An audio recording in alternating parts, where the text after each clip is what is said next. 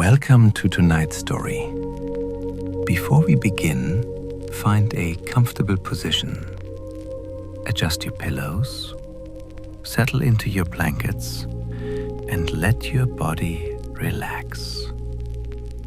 You don't need to do anything but listen. Let the day fall away. Let your mind grow quiet. Tonight, we follow the journey of a man who spent 23 years walking between two worlds. A detective who wore disguises and wigs, who bought narcotics from dealers who never suspected him, who handled thousands of dollars in cash and never took a penny. This is the story of Kevin, a New Jersey boy who became Tampa's most effective undercover narcotics officer. Not through violence, but through the simple power of words. A man who did dangerous work without being destroyed by it. A man who learned that the greatest battle was not against criminals, but against becoming one himself. This is a story told slowly, meant for the quiet hours, for those who seek rest while listening to a life lived with uncommon discipline. It unfolds across 15 chapters, from a childhood vision in a grandfather's driveway to a peaceful retirement earned through more than service. Close your eyes if you haven't already. Take a slow, deep breath and let it out. Let us begin where all callings begin, with a vision, origins of purpose. In the beginning, there was only a boy in Madison, New Jersey, watching two strangers walk up his grandfather's driveway on an afternoon that would determine the next 40 years of his life. He did not know it then. He knew only that these two men, dressed in ordinary clothes, seemed to him like gods. The town was Madison, a small place carved into the northern reaches of New Jersey, perhaps 20 minutes from the great pulse of Manhattan, yet worlds apart in temperament and pace. It was the kind of town where neighbors knew one another, where streets were lined with trees that turned gold in autumn, where children played without the weight of fear pressing upon their parents' hearts. Summit lay nearby, the place where Kevin first drew breath. But it was Madison that raised him, Madison that shaped the contours of his earliest memories. It was a simple town, neither grand nor poor, neither famous nor forgotten. Just a place where life unfolded in the gentle rhythm of seasons and school days, where grandfathers sold cars from their driveways, and where the extraordinary could arrive without warning, disguised in the clothing of the everyday. Kevin was young when it happened, old enough to remember, young enough to believe in heroes. His grandfather had placed an advertisement somewhere, offering a vehicle for sale. The method no longer matters.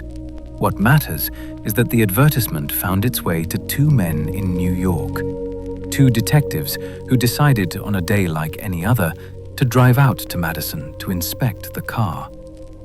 They arrived in the afternoon. Kevin cannot recall now whether the sun was high or sinking, whether the day was warm or cool, only that they came. Two men dressed not in uniforms but in regular clothes, the kind worn by anyone walking down any street in America. And yet, everything distinguished them. To young Kevin, watching from somewhere in his grandfather's house or yard, these two figures were not merely men, they were superheroes. Batman and Robin had stepped out of the pages of comic books and into the driveway of his grandfather's modest home. They carried themselves with something he could not articulate, something that made them different, larger, more real than other adults. Authority, perhaps. Purpose. the quiet confidence of men who had seen darkness and learned to walk through it without flinching. They spoke with his grandfather about the car. They examined it, perhaps took it for a drive down Madison's tree-lined streets, returned, negotiated a price. All the ordinary transactions of buying and selling. But Kevin was not watching the car. He was watching them. The way they moved, the way they spoke, the way they seemed to carry an invisible weight with grace and certainty.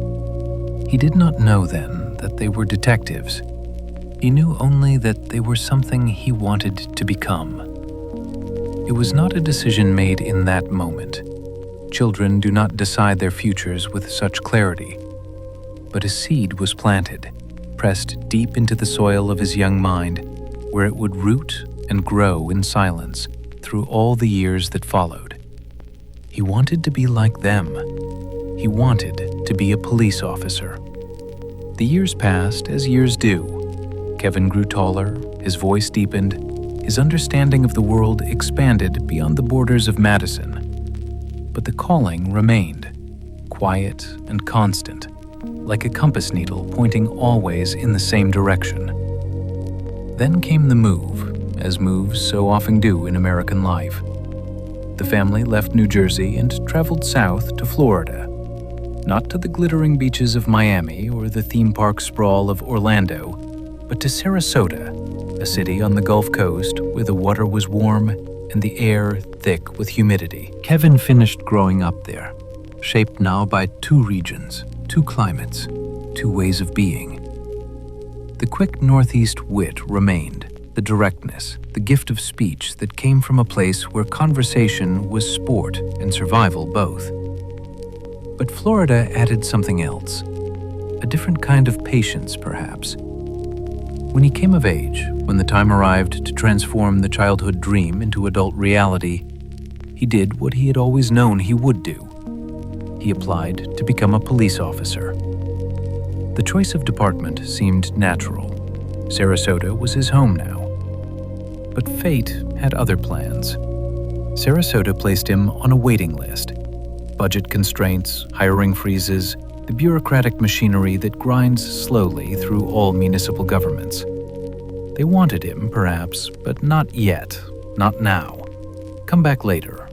Wait. But Kevin, raised in the Northeast, where patience was never the primary virtue, looked north. Not all the way back to New Jersey, but up the coast to Tampa, a larger city, a busier department, a place where the machinery was always hungry for new recruits. Tampa was hiring immediately, with no waiting list, no delays. The decision was easy. He moved to Tampa, applied to the Tampa Police Department, and was accepted. The academy began. The training started. The transformation from civilian to officer commenced. And it was then, while Kevin was already deep into the academy in Tampa, already committed to this new path, that Sarasota called. "We are ready now," they said. "We have a position. We want you to come." But it was too late. Kevin had already entered Tampa's academy. He was already becoming a Tampa police officer. He told Sarasota what anyone might tell a former possibility that arrives too late. "Sorry, I appreciate it, but I'm staying with Tampa." And so the path was set, not through grand design or destiny written in the stars, but through the mundane mechanics of timing and hiring schedules. Had Sarasota called a month earlier, Kevin's entire life might have unfolded differently. Different streets, different cases, different dangers, different triumphs. But they did not call earlier. It is worth pausing here to consider how much of life is shaped by such small things. A grandfather selling a car, two detectives making the drive to Madison, a young boy watching from a window, a hiring freeze in one city and not another, a phone call that comes too late to change anything. We like to believe that our lives are the product of our choices, our character, our will. And perhaps they are. But they are also the product of chance and timing. Kevin chose to become a police officer. That much was his decision, born from a childhood vision of heroes in his grandfather's driveway.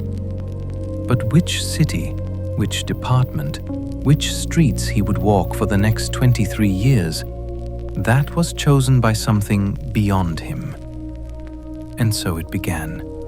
Not in Sarasota, where he might have walked different streets and met different fates, but in Tampa, where the boy who dreamed of heroes would become something more complicated than any dream, something more real and more dangerous and more human than superheroes could ever be.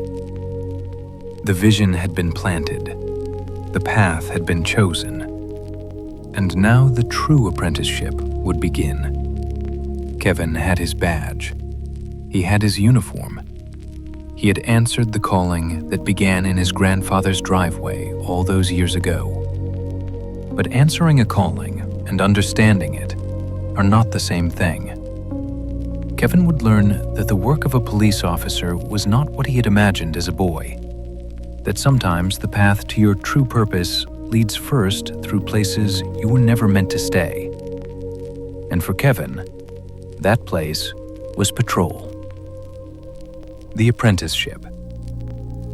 Every hero must begin somewhere ordinary, somewhere uncomfortable, somewhere that teaches them what they do not wish to become. For Kevin, that place was patrol. The academy had been straightforward enough. Physical training, classroom instruction, the memorization of codes and procedures. Kevin passed through it, as all recruits do, emerging on the other side with a uniform pressed and new, a weapon holstered at his side, and the authority of the state of Florida invested in his person. He was now, officially, a police officer for the city of Tampa. But being a police officer and doing the work of a police officer are not always the same thing. Patrol was necessary work. Someone had to answer the calls that came through the radio, the domestic disputes and traffic accidents, the burglaries reported hours after the thieves had vanished. Someone had to be visible, driving the marked cruiser through Tampa's humid streets, a reminder to those who needed reminding that order existed. Someone had to do it. That someone, for a time, was Kevin. He did not love it.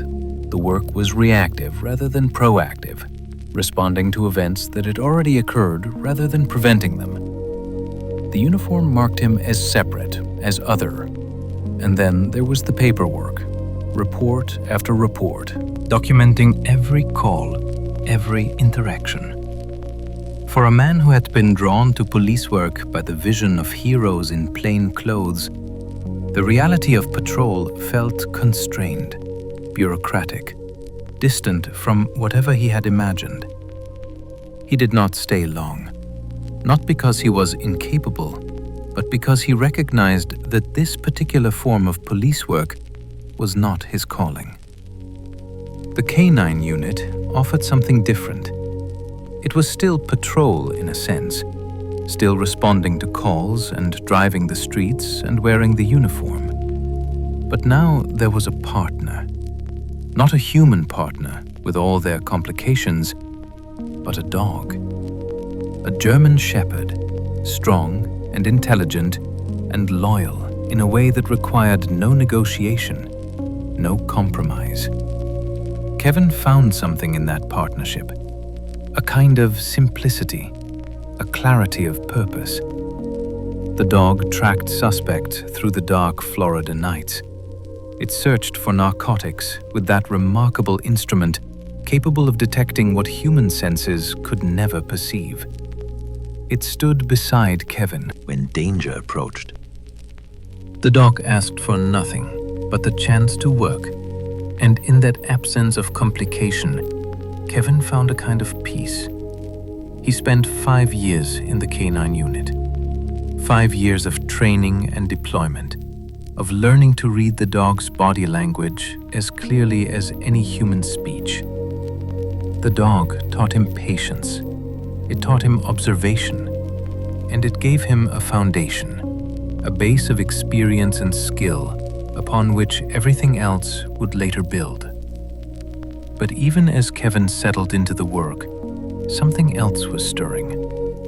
He would see them sometimes, the detectives who worked in plain clothes, the men and women who moved through the city without uniforms, without marked vehicles, without any visible sign of their authority. They dressed like anyone else.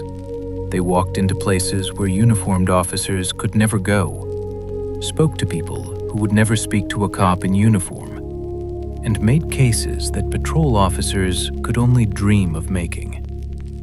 They were doing something different, something closer, perhaps, to what those two detectives in Madison had been doing. Something that required not just authority, but art, not just courage, but cunning. Kevin wanted that.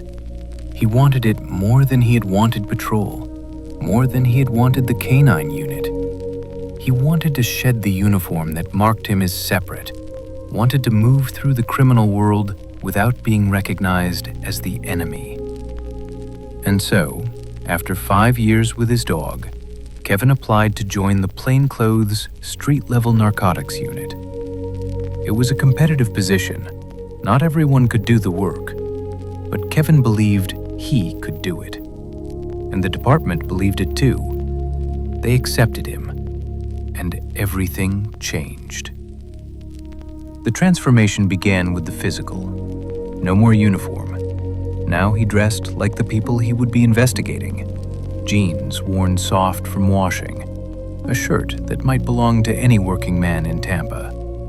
Sometimes he wore a gas station employee's shirt, the kind with a name tag stitched above the pocket, slightly too large. A prop that suggested employment and normalcy. The name on the tag was never his own.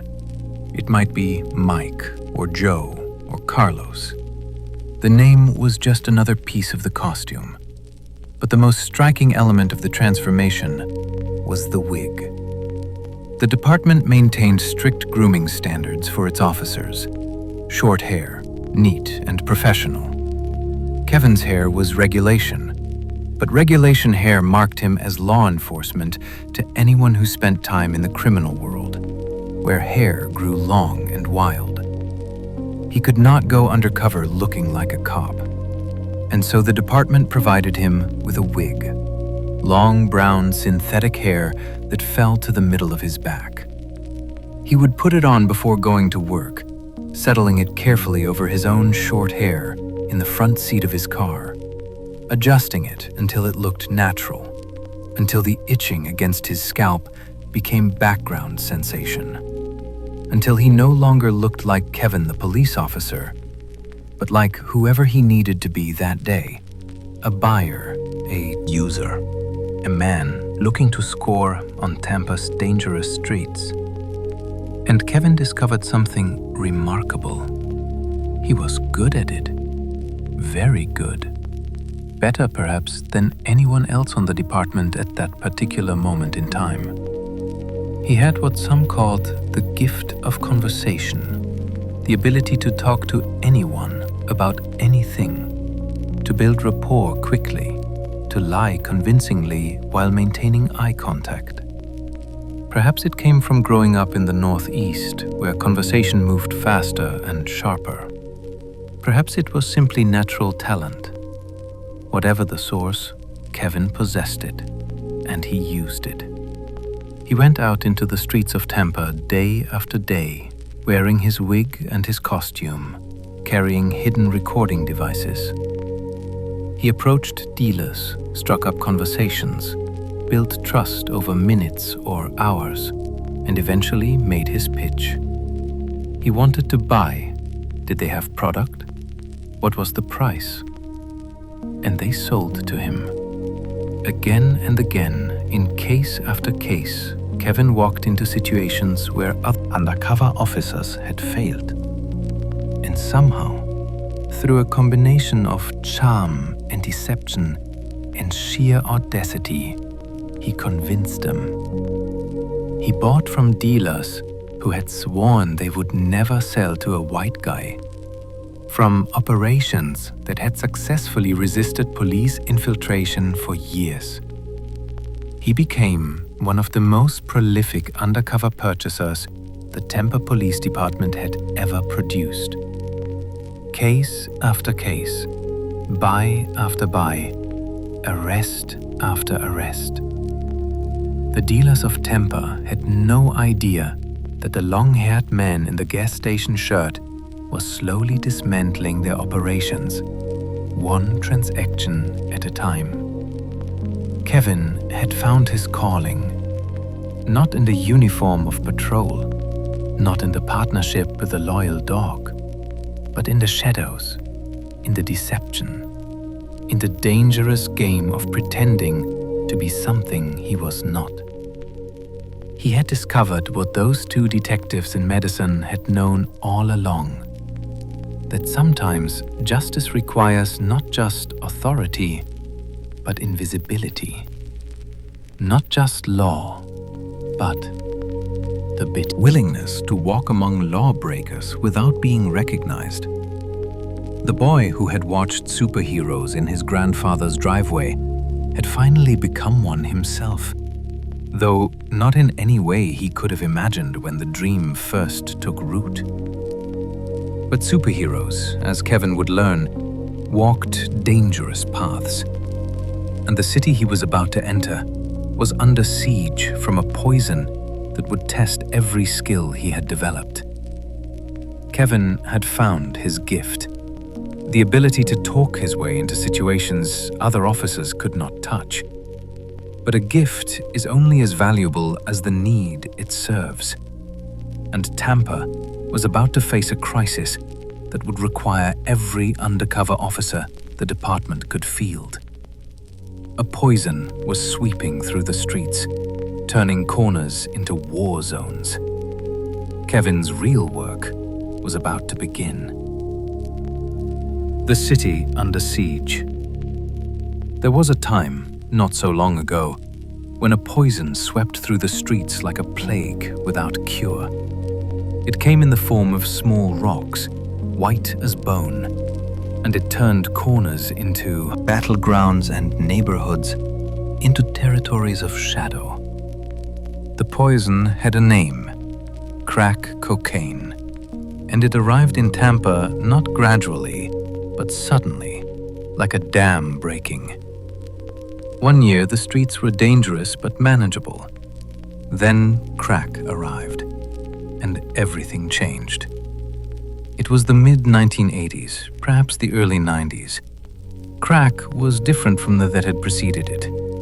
It was cheaper, which meant more people could afford it. It was more addictive, which meant users would do anything to get more.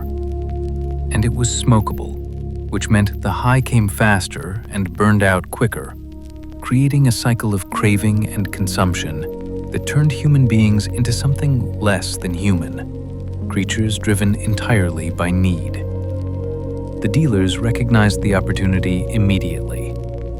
Here was a product that sold itself, that created its own demand, that turned first-time users into desperate addicts within weeks or days. And so the corners filled, not 1 or 2 or 10, but perhaps 100 intersections throughout Tampa, where at any hour of day or night, someone could go to purchase crack cocaine. Kevin would later recall the scale with a kind of wonder. At each intersection, there might be anywhere from 2 to 15 dealers, standing openly on the pavement under the relentless Florida sun, or moving between cars, conducting business with the efficiency of any legitimate enterprise. It was, in Kevin's words, the wild, wild west, a lawless territory where police authority seemed unable to penetrate, where arrest meant nothing, because for every dealer taken off the corner, 2 more appeared. The dealers were not hiding. They were simply standing there in plain sight, waiting for customers who who arrived in an endless stream. The city responded with what tools it had. The Tampa Police Department created a unit specifically designed to combat the street-level trade. They called it QUAD, which stood for Quick Uniform Attack On. QUAD's mission was straightforward. Go to the corners, make buys, arrest the dealers. Repeat. Day after day, week after week, month after month. Kevin, having found his gift for undercover work, became one of QUAD's most effective operators. He went out into those streets wearing his wig and his costume, and he bought from dealer after dealer after dealer. Not occasionally, not in dramatic one-time operations, but constantly, routinely.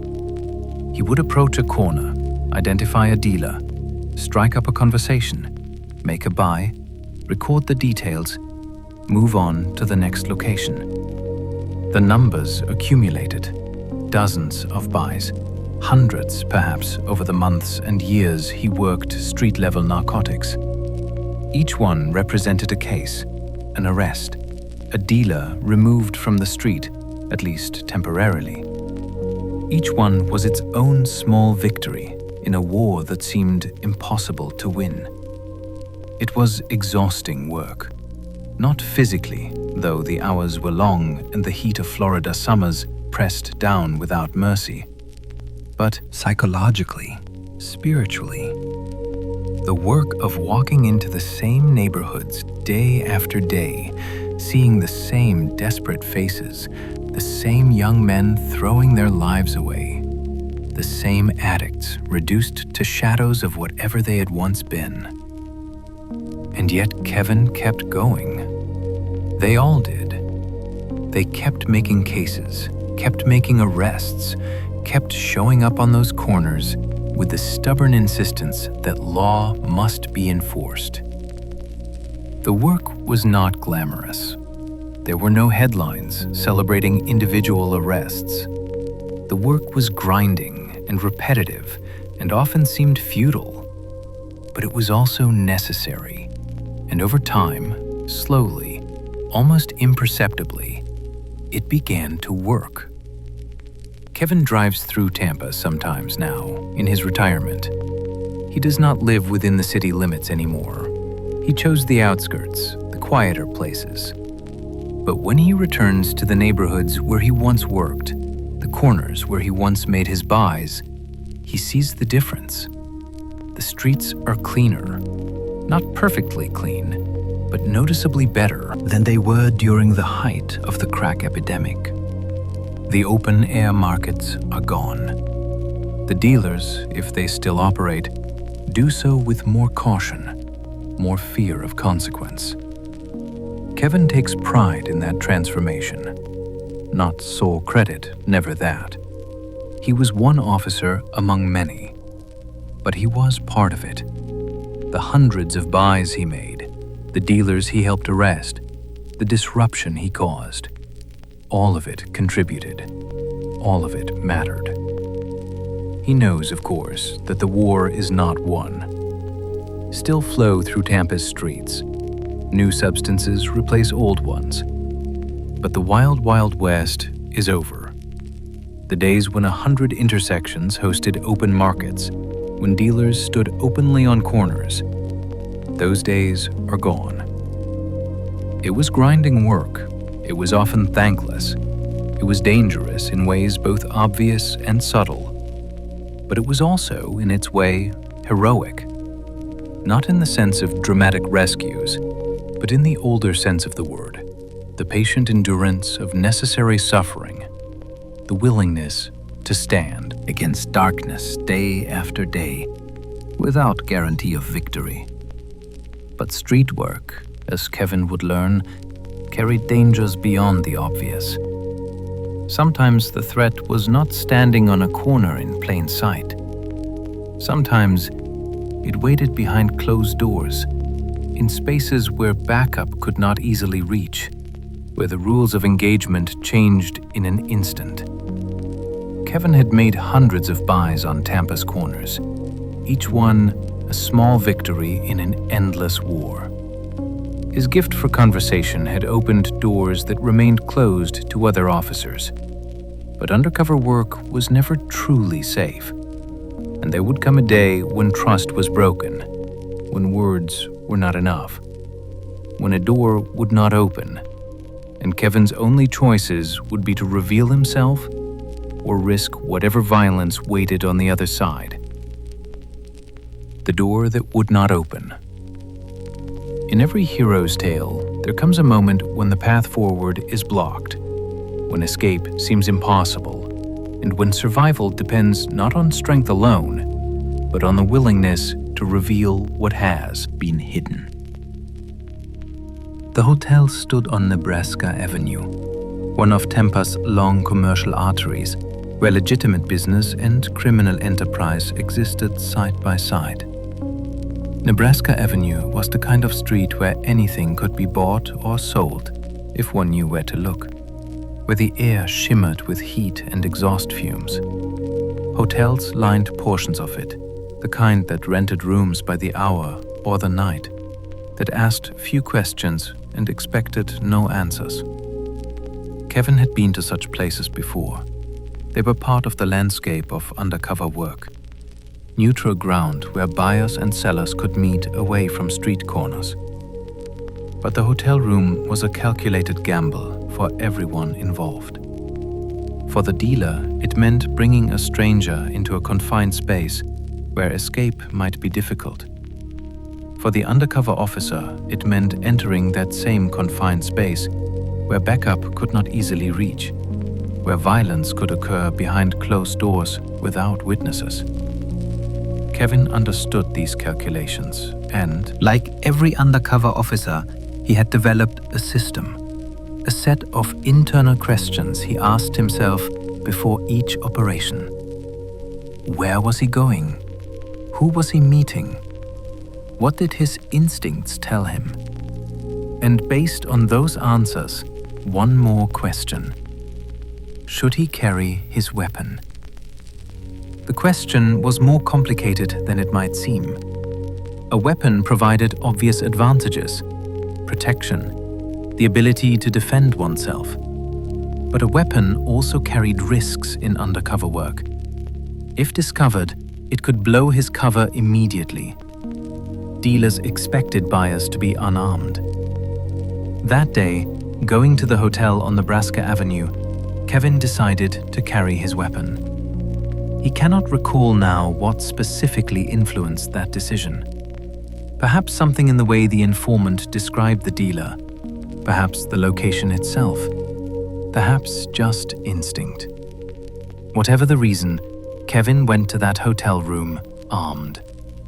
And that decision would prove to be the difference between a successful operation and something much worse. The informant who set up the meeting was one of several Kevin worked with. She knew the dealers, moved in their world, had access to people and places that Kevin could not reach on his own. She had arranged the introduction, vouched for him, told the dealer that Kevin was legitimate. The dealer agreed to meet at the hotel. Kevin arrived at the appointed time, entered the building through a lobby that smelled of mildew and old carpet, found the room number and knocked. The door opened. The dealer stood there, expecting him. Kevin entered. The room was typical of such places. A bed, a dresser, the smell of old cigarette smoke and cheap disinfectant. Thin curtains filtered the afternoon light into something dim and yellow. The dealer's was there too, lying in the bed, watching but not participating. The transaction proceeded normally. Kevin and the dealer talked briefly, establishing price and quantity. Money changed hands. The dealer produced cocaine and gave it to Kevin. The buy was complete, successful. One more case in the long accumulation of cases. Kevin thanked the dealer, turned toward the door, ready to leave. Everything had gone smoothly. Everything had been routine. And then it stopped being routine. The dealer moved to block the door, not aggressively, not with obvious threat, but deliberately, placing himself between Kevin and the exit, making it clear that the transaction was not quite finished. "You're not going anywhere till I see you do it," the dealer said. The words hung in the air between them, heavy with implication and danger. The dealer wanted Kevin to consume the cocaine, to smoke it or snort it, to prove through action rather than words that he was genuinely a buyer and not law enforcement. Because dealers knew that cops were not allowed to use substances. It was a test, and it was a test that Kevin could not pass. Tampa Police Department policy was clear and unbending. Officers conducting undercover operations were strictly forbidden from consuming substances. The prohibition was absolute. Kevin knew this. The dealer knew this, or at least suspected it. And in that moment, with the door blocked and the demand made explicit, the situation transformed from a successful buy into something far more dangerous. The woman in the bed had been quiet during the transaction, but now she began to move, to fidget, to do something beneath the blankets that Kevin could not see, but that filled him with sudden alarm. Her hands were moving, reaching for something. Kevin's mind calculated possibilities in the space of a heartbeat. She could have a weapon under those covers, a gun perhaps, or perhaps she was simply nervous. But Kevin could not know, could not afford to assume, could not risk guessing wrong. He had seconds to decide. Submit to the demand and consume the substance, violating department policy and potentially ending his career. Or refuse and risk whatever violence the dealer and his companion might be prepared to employ. Or take the third option, the one that ended deception and relied instead on authority and threat. Kevin chose revelation. In a single fluid motion, practiced through training until it became instinct, he reached behind his back and drew his weapon. The gun came up, the barrel pointing directly at the dealer's head, close enough that there could be no question of accuracy. "You make a move, I'll end you," Kevin said. His voice was steady, calm, carrying the absolute conviction of a man who had already made peace with whatever consequences might follow. "How's that sound? I'm a cop." The words changed everything. The careful deception of the past hour dissolved in an instant. Kevin was no longer playing a role. He was revealed as what he truly was, an officer of the law, armed and authorized, and willing to use force if necessary. But the danger had not passed. There was still in the bed, still moving beneath the covers. Kevin shifted the weapon, pointing it now at her, dividing his attention between the two people who might, in the next few seconds, decide that attacking a cop was preferable to arrest. "Darling, you better freeze," Kevin said, the endearment carrying no warmth, only warning. "While I back out of this room, you do anything other than that, you're going to get it." He began to move, stepping backward toward the door, the weapon trained first on one and then the other. His hand found the doorknob behind him, turned it. The door opened. He was in the hallway now, still pointing the weapon into the room, still watching them both, still ready. Only when he had distance did he lower the weapon enough to reach for his radio. The backup team had been waiting outside, listening through the hidden microphone Kevin wore. They had been ready to move in even before he called. But now the call came through clearly. He needed them. Now. They came fast, moving through the hotel with practiced efficiency. They secured the room, secured the dealer and the woman, made the arrest without incident, without violence, without shots fired or blood spilled. It ended well, as most of Kevin's operations ended, professionally, cleanly, with arrests and evidence. but it had been close. Closer than Kevin liked. Close enough that the memory would remain vivid years later. One of the stories worth telling. One of the moments when the door would not open, and survival required not cunning, but force. A cop with a gun, and the authority to use it.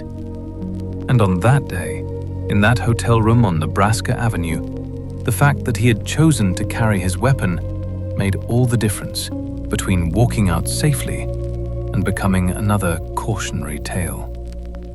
But danger, Kevin was learning, came in many forms. Some threats could be met with weapons and authority. Others required different defenses, different boundaries, different kinds of discipline. Kevin had survived the hotel room on Nebraska Avenue. He had made the right choices, carried the right weapon, revealed himself at the right moment. But physical danger was not the only threat facing officers who did what Kevin did. There was another kind of danger, quieter, but perhaps more insidious. The danger of letting the job consume you, of carrying the darkness home, of losing the boundaries between work and life until there was nothing left but the badge.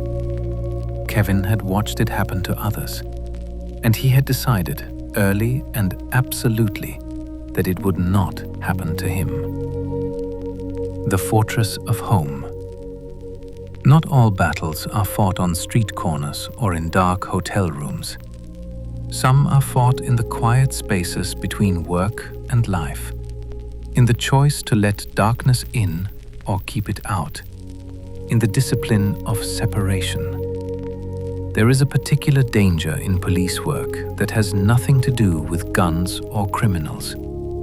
It is the danger of absorption, of letting the job consume not just hours, but identity, of carrying the weight of what is seen and done into every moment of every day until there is no separation between the officer and the person, between the work and the life.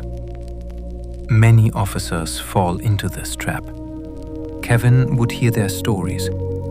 They would speak of marriages strained or broken, of children who grew distant, of an inability to stop being cops even when the shift ended. They lived and breathed the job. They brought it home with them, carried it to dinner tables and bedrooms. They told their spouses about the cases, the arrests, the horrors they had witnessed. They could not stop thinking about the work, could not turn off the part of their minds trained to see danger everywhere. Kevin watched these men and women and decided that he would not become one of them. It was a conscious choice, a deliberate construction of boundaries. The job was the job. Home was home. And never would the two be allowed to blend into a single reality that consumed everything. This philosophy was tested early. Kevin met a woman. She was a police officer like him. She understood the work because she did the work herself. In many ways, she was ideal. But Kevin did not want to marry a cop. Not because he lacked respect for female officers, but because he understood something about himself. If his wife was out on the streets, responding to calls, engaging with criminals, placing herself in danger, he would worry. The concern would eat at him. It would follow him through his own shifts, distract him during his own operations. So he had a conversation with her. Not a demand, not an ultimatum, but an honest statement of what he needed, what kind of life he wanted to build. He told her that he did not want to be seriously involved with a female officer, that the worry would be too much, that he needed home to be separate from the streets. She had been a nurse before becoming a police officer. She had left that profession, perhaps seeking something more active, more engaged. But nursing was a noble profession, one that served others, and it was a profession that did not involve guns and mushed dealers. They married, and she quit the Tampa Police Department. She returned to nursing. It was what Kevin wanted, what he believed was necessary for the relationship to survive, and for him to maintain the separation between work and home that he knew was essential. It worked. She went back to nursing and understood the crazy lifestyle of a narcotics detective without having to live it herself. She knew when he left for work that he was going into danger. She knew all of this because she had been a cop herself. But she no longer did that work, no longer placed herself in those situations, no longer gave Kevin reason to divide his attention. And Kevin, for his part, maintained his end of the bargain. He did not bring the job home. He did not recount his day over dinner. When he walked through the door of his home, he left Kevin the narcotics detective outside and became simply Kevin the husband, and later, Kevin the father. This was unusual. He knew it was unusual. He had heard enough stories from other cops to understand that his ability to compartmentalize, to maintain such complete separation, was rare. Most could not do it. But Kevin managed it with what seemed like ease. And the key, he believed, was in his fundamental attitude toward the work itself. To Kevin, being a police officer was just a paycheck, just a job, no different in essence than any other form of employment. He did not romanticize it. He did not see himself as a warrior or a guardian. He was a man who went to work, performed tasks, and received compensation. You would make the comparison explicit. He did not think of his work any differently than he thought of a garbage collector's work or a mail carrier's work. Those were necessary jobs. Someone had to do them. They served the community. They were worthy of respect, but they were still just jobs, tasks performed in exchange for money. This perspective protected him. It created distance between his identity and his occupation. He was not his job. He was Kevin, a man who happened to work as a police officer. But when the day ended, when he clocked out and went home, he left all of that behind. And he had something waiting for him at home that mattered more than any arrest, any case. He had his son. And through his son, he had baseball. And through baseball, he had coaching. His son played baseball, as many boys in Florida do. Kevin became involved not as a distant parent watching from the stands, but as a coach, teaching from the mentals and strategy, organizing practices. He loved it in a way that he did not love police work, with a passion and engagement that revealed where his true heart lay. Coaching to Kevin was more important than the job. This was not merely something he said, it was something he lived, demonstrated through choices and priorities. When scheduling conflicts arose, when baseball and police work competed for his time, baseball won. Young players depending on him, his own son looking to him for guidance. These took precedence over buys and arrest operations. This reversal tells us something essential about Kevin. The work that paid him was not the work that defined him. It was not where he found his deepest satisfaction. Those things lived elsewhere, in the simpler pleasures of teaching children a game, of watching them improve and succeed. And because coaching mattered more, Kevin found it easy to forget the job when he was off duty. Easy in the natural way that one forgets about work when one has something better to think about. When he was at the baseball field under the Florida sun, his mind was entirely present. Not one part of him was back on Nebraska Avenue or some street corner. He was simply a coach, focused on his players, on the game, on the moment. This ability to be fully present created a life that remained balanced despite the inherent imbalance of the profession. Police work pulled officers toward obsession. But Kevin resisted that pull through the simple expedient of caring more about other things. The fortress held, the boundaries remained intact, and Kevin was building something that would last beyond his career, something that would protect him in ways that badges and weapons never could. But outside those walls, the work continued, and soon Kevin would be asked to participate in an operation larger than any he had attempted before. Kevin had built his fortress. He had learned to keep work and life separate. But that separation could not eliminate the dangers inherent in undercover operations. And Kevin's effectiveness had made him valuable, had earned him a role in increasingly ambitious cases. One such case was about to begin, an operation so large in scope and patient in execution that it would stand as perhaps the most significant street-level takedown in Tampa's history. But success always carries a price. And sometimes that price is paid by those who can least afford it. The 40 dealers. In the annals of street-level operations, there are stories that stand apart, not for their brutality or their spectacle, but for their scope, their patience, and the quiet accumulation of justice served cold over months of careful work.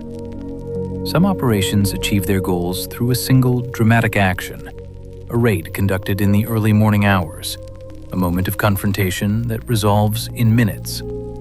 These operations make for compelling stories, clear narratives with defined beginnings and endings.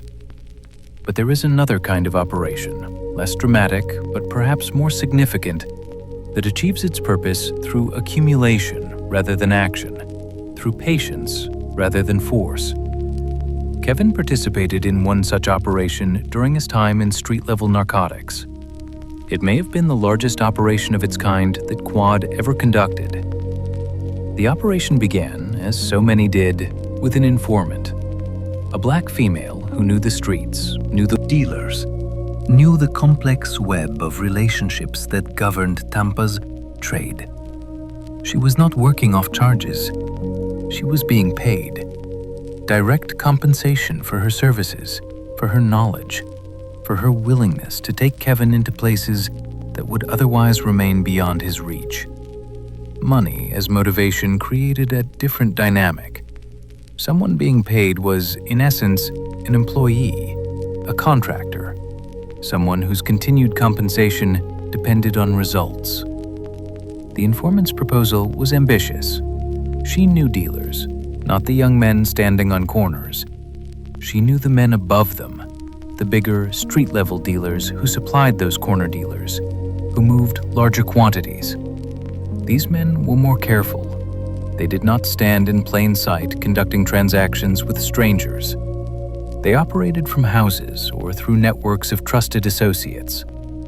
The informant could reach these men. She moved in their world, had sufficient credibility that she could bring Kevin to them without immediately raising suspicion. And she was willing to do so, repeatedly, for as long as the department was willing to pay her. The operation took shape slowly. Kevin and the informant would drive together through Tampa, she taking him to houses, introducing him to dealers, facilitating the initial contact. Kevin would handle the rest, using that gift for conversation, his ability to project authenticity. He would buy, small amounts usually, enough to establish the transaction, to create evidence. The goal was not to make a single large buy. The goal was simply to establish the connection, to document the crime, to add this dealer to the growing list of targets. And then they would move on. Not to arrest, not to call in the backup team. Instead, they would drive to the next location, to the next dealer, to repeat the process. Buy, document, move on. Day after day, week after week, the list growing longer. They hit approximately 40 dealers over several months, 40 separate Individuals, each one documented, each one added to the files being compiled. These were not random dealers. The informant was selecting targets deliberately, choosing men who mattered, who supplied the lower levels of the trade. The dealers did not know they had been compromised. As far as they were concerned, they had simply sold to a buyer vouched for by someone they trusted. One transaction among hundreds, nothing special, just business as usual. Kevin understood the strategy. Immediate arrests would have been satisfying, but immediate arrests would also have warned the others. After the first few buys resulted in arrests, word would spread. The informant's credibility would be destroyed. The operation would end prematurely. So they waited. They continued making buys, adding names to the list, building the case files, trusting that the delayed gratification would prove worth the patience required. Over several months, they bought from approximately 40 dealers. 40. Men who thought themselves untouchable. 40 separate cases, each one solid, each one documented. And then came the roundup, the day when patience transformed into action, when the accumulated work of months became visible in a coordinated operation that swept across Tampa. The backup teams, the arrest warrants, the tactical units, all moving simultaneously to multiple locations. They got approximately 30 of the 40 dealers that day. 30 arrests, 30 men taken into custody. It was a massive success, the kind of operation that justified all the careful, patient work that had preceded it. Not all were captured immediately. Some were not home when the teams arrived. Some had warning through mysterious communication networks. But eventually, over the following days and weeks, the department rounded up most of the remaining 10. The operation was, by any measure, a success, perhaps the biggest street-level operation in Quad's history. 40 dealers removed from Tampa's Trade in a coordinated action that had required months of patient undercover work. Kevin took pride in the operation. How could he not? He had been the central figure, the one who made the actual buys. His skill at deception, his ability to project authenticity, all of it had been essential. Without him, the informant's access would have been useless. But success in police work is never without complication. Arrests create consequences that ripple outward in ways that cannot always be predicted. 40 dealers had been arrested. 40 men now sat in jail or had been released on bond, facing charges that could send them to prison for years. And 40 men could perform a simple calculation. They had been arrested for selling to a buyer they did not know well, a buyer who had been introduced to them by someone they trusted. The buyer was white, which was already unusual. The pattern, once visible, was unmistakable. They had been set up, and the person who had set them up was the informant. The black female who had vouched for the white buyer, who had taken him around to dealer after dealer. She had betrayed them. She had sold them to the police. The dealers would put two and two together. How could they not? And once they understood what had happened, questions of revenge and punishment would inevitably arise. The informant had taken a risk by cooperating with police. This was always true. But the scale of this operation, the number of dealers exposed, the comprehensiveness of the betrayal, amplified the risk dramatically. It was not one or two dealers who might seek revenge. It was dozens. Men who had lost their freedom, their livelihood, their standing. Men who had reason to be angry and resources to act on that anger. The operation had been a success. The arrests had been made. The cases would move forward. Tampa's trade had been disrupted in meaningful ways.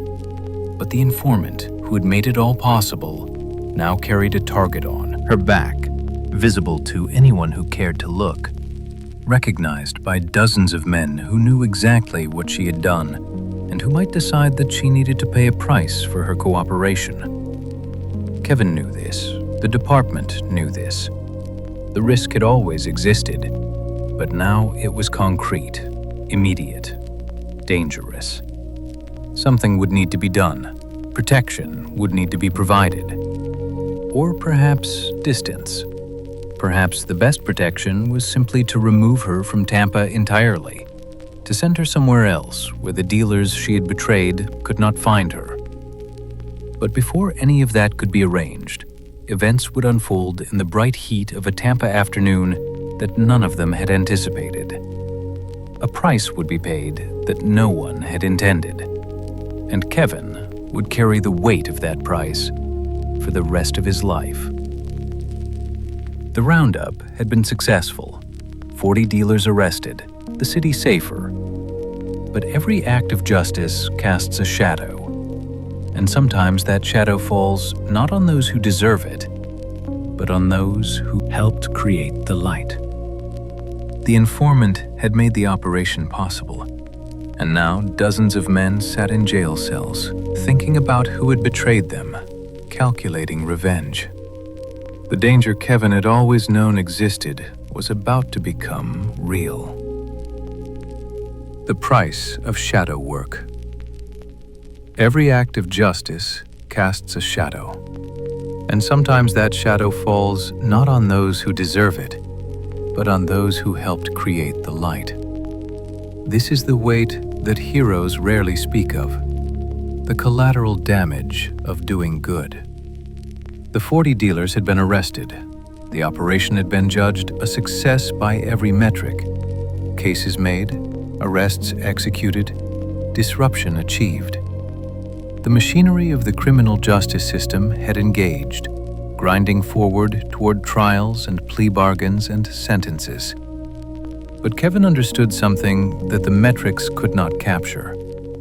Every successful operation created consequences beyond the intended targets.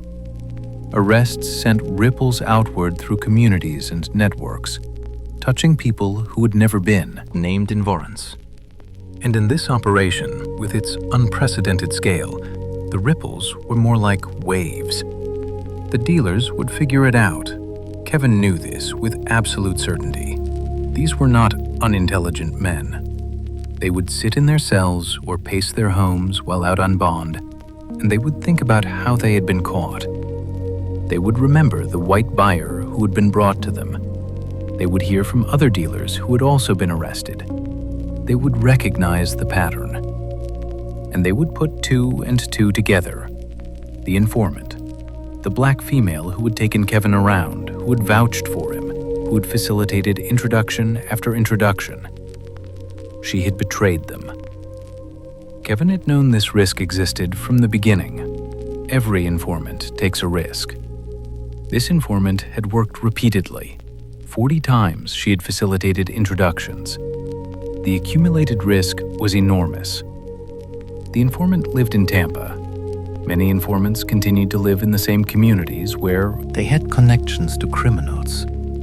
But it meant vulnerability, exposure, the daily possibility of encountering someone who knew what had been done and harbored plans for revenge. The package arrived at her home one day, or perhaps it was a Tuesday, or perhaps it was a Wednesday. Kevin could never quite remember later, and perhaps that was mercy, that the specific day should blur into the general passage of time, becoming just another day when something terrible happened to someone who had helped him. Sometime after the roundup, after the arrests, after the dealers had been processed and charged and had time to think and talk and plan. Kevin cannot recall whether the package came through the mail or whether someone placed it on her porch. The method matters less than the intent. She took the box into her kitchen. This detail survived in the reports and in Kevin's memory. Not to the living room or the bedroom, but to the kitchen, perhaps the most domestic of spaces.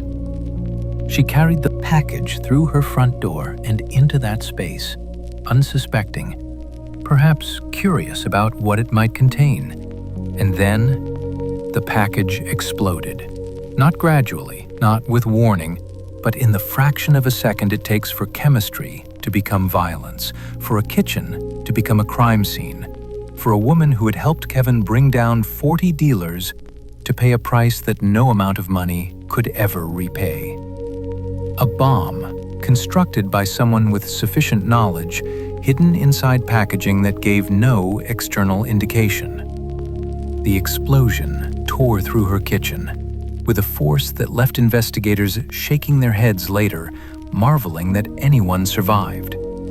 Fire and pressure and shrapnel, the sound alone in that confined space would have been devastating. She was not, this fact, small mercy though it was, would be repeated in the reports and discussions. She was not. The bomb had been in intent, but imperfect in execution. Or perhaps she had been lucky in some way that could never be precisely determined. But she was hurt, badly, severely. The kind of injuries that require hospitalization, surgery, long recovery. The kind that leaves scars, both visible and otherwise. The kind that change a person forever. Her kitchen was destroyed. The bomb's force, contained within the walls of her home, had concentrated its energy on that single room, tearing apart cabinets and appliances, shattering glass, blackening walls. The physical damage could be repaired, given time and money, but the damage to the informant would take far longer to heal, if it could heal at all. Kevin learned about it through official channels. A report filed, a notification sent. An informant had been attacked. A bomb had been used. She had survived, but was hospitalized. The case would be investigated, though everyone understood that finding the responsible party among 40 potential suspects would be nearly impossible. And Kevin felt guilt. Not legal guilt. He had done nothing wrong by any standard the department or the law would apply. Making cases on criminals was his job. Using informants was standard procedure. The risk to informants was known and accepted by all parties. But personal guilt does not answer to official standards. It operates by different rules. Kevin knew that his work, his undercover buys, his role in building the 40 cases had directly led to this woman being targeted. Without his involvement, the operation would never have happened. Without the operation, the dealers would not have been arrested. Without the arrests, they would not have identified her. Without that identification, no bomb would have been sent. The chain of causation was clear, even if the specific individual remained unknown. Kevin's work had set events in motion that culminated in violence against someone who had helped him. She had taken the risk knowingly, yes. She had been compensated, but compensation felt inadequate now. Kevin wanted to visit her in the hospital. The desire was genuine, arising from something deeper than professional courtesy. He liked this woman. Liked her in the human sense, with the kind of affection that can develop between people who work together toward common goals. She had done a lot for him, made his job easier, and beyond his personal benefit, she had helped remove 40 dealers from Tampa streets. But Kevin did not go to see her. He made a choice, deliberate and conscious, to maintain the boundary that police departments establish between officers and informants. The rules were clear, even if unwritten. You do not get personal with informants. You do not develop friendships that extend beyond the professional relationship. The reasoning behind these rules was sound. Personal relationships create complications. They affect judgment, create conflicts of interest. And so, despite his desire, despite his guilt, Kevin stayed away. His supervisors went instead. They visited her in the hospital, represented the department, assessed her condition. They reported back that she would recover, that her injuries were serious but not permanently debilitating. But normal life in Tampa was no longer possible for her. She could not return to her home, both because it was damaged and because it was now a known location. She could not remain in Tampa, where 40 dealers and their associates knew her face and her role. The department recognized its obligation. She had worked for them, had served the city at considerable personal risk. They could not simply abandon her. And so the city provided compensation, money, enough to relocate, to start over somewhere else, to build a new life in a place where her past would not follow. It was inadequate compensation for being bombed, for having one's kitchen destroyed, for carrying injuries and scars. But it was something. She took the money. She recovered sufficiently to travel, and she left Tampa, moving to some other city in some other state, a place whose name Kevin never learned. Protection through anonymity, safety through distance. Kevin never saw her again, never spoke to her after the bombing. She simply disappeared from his story, present one moment and gone the next, leaving behind only memory and guilt, and the uncomfortable knowledge that doing good work sometimes carries costs that fall on others. The case was never solved. No one was ever arrested for building or delivering the bomb. The investigation yielded no definitive evidence, no clear suspect. 40 men had motive, many had capability, but the code of silence proved stronger than any investigative technique. The crime remained unsolved, filed away as one more instance of violence connected to the trade. And Kevin carried it forward with him, one more weight added to the collection he would accumulate over 23 years. Not the heaviest weight, not the worst thing he witnessed, but significant nonetheless. A reminder that justice is never clean, that victories come with costs, that the shadows cast by righteous work sometimes fall on those who helped create the light. And a reminder that even success carries a price, especially success. Kevin had learned something about the cost of his work. The informant had paid with her kitchen, her safety, her life in Tampa. And Kevin had paid with guilt he would carry for years. But there were other costs in undercover work, other prices that might be paid. The most insidious temptation was not violence or danger, but corruption. The slow erosion of the boundary between cop and criminal. The daily exposure to money and opportunities to cross lines that should never be crossed.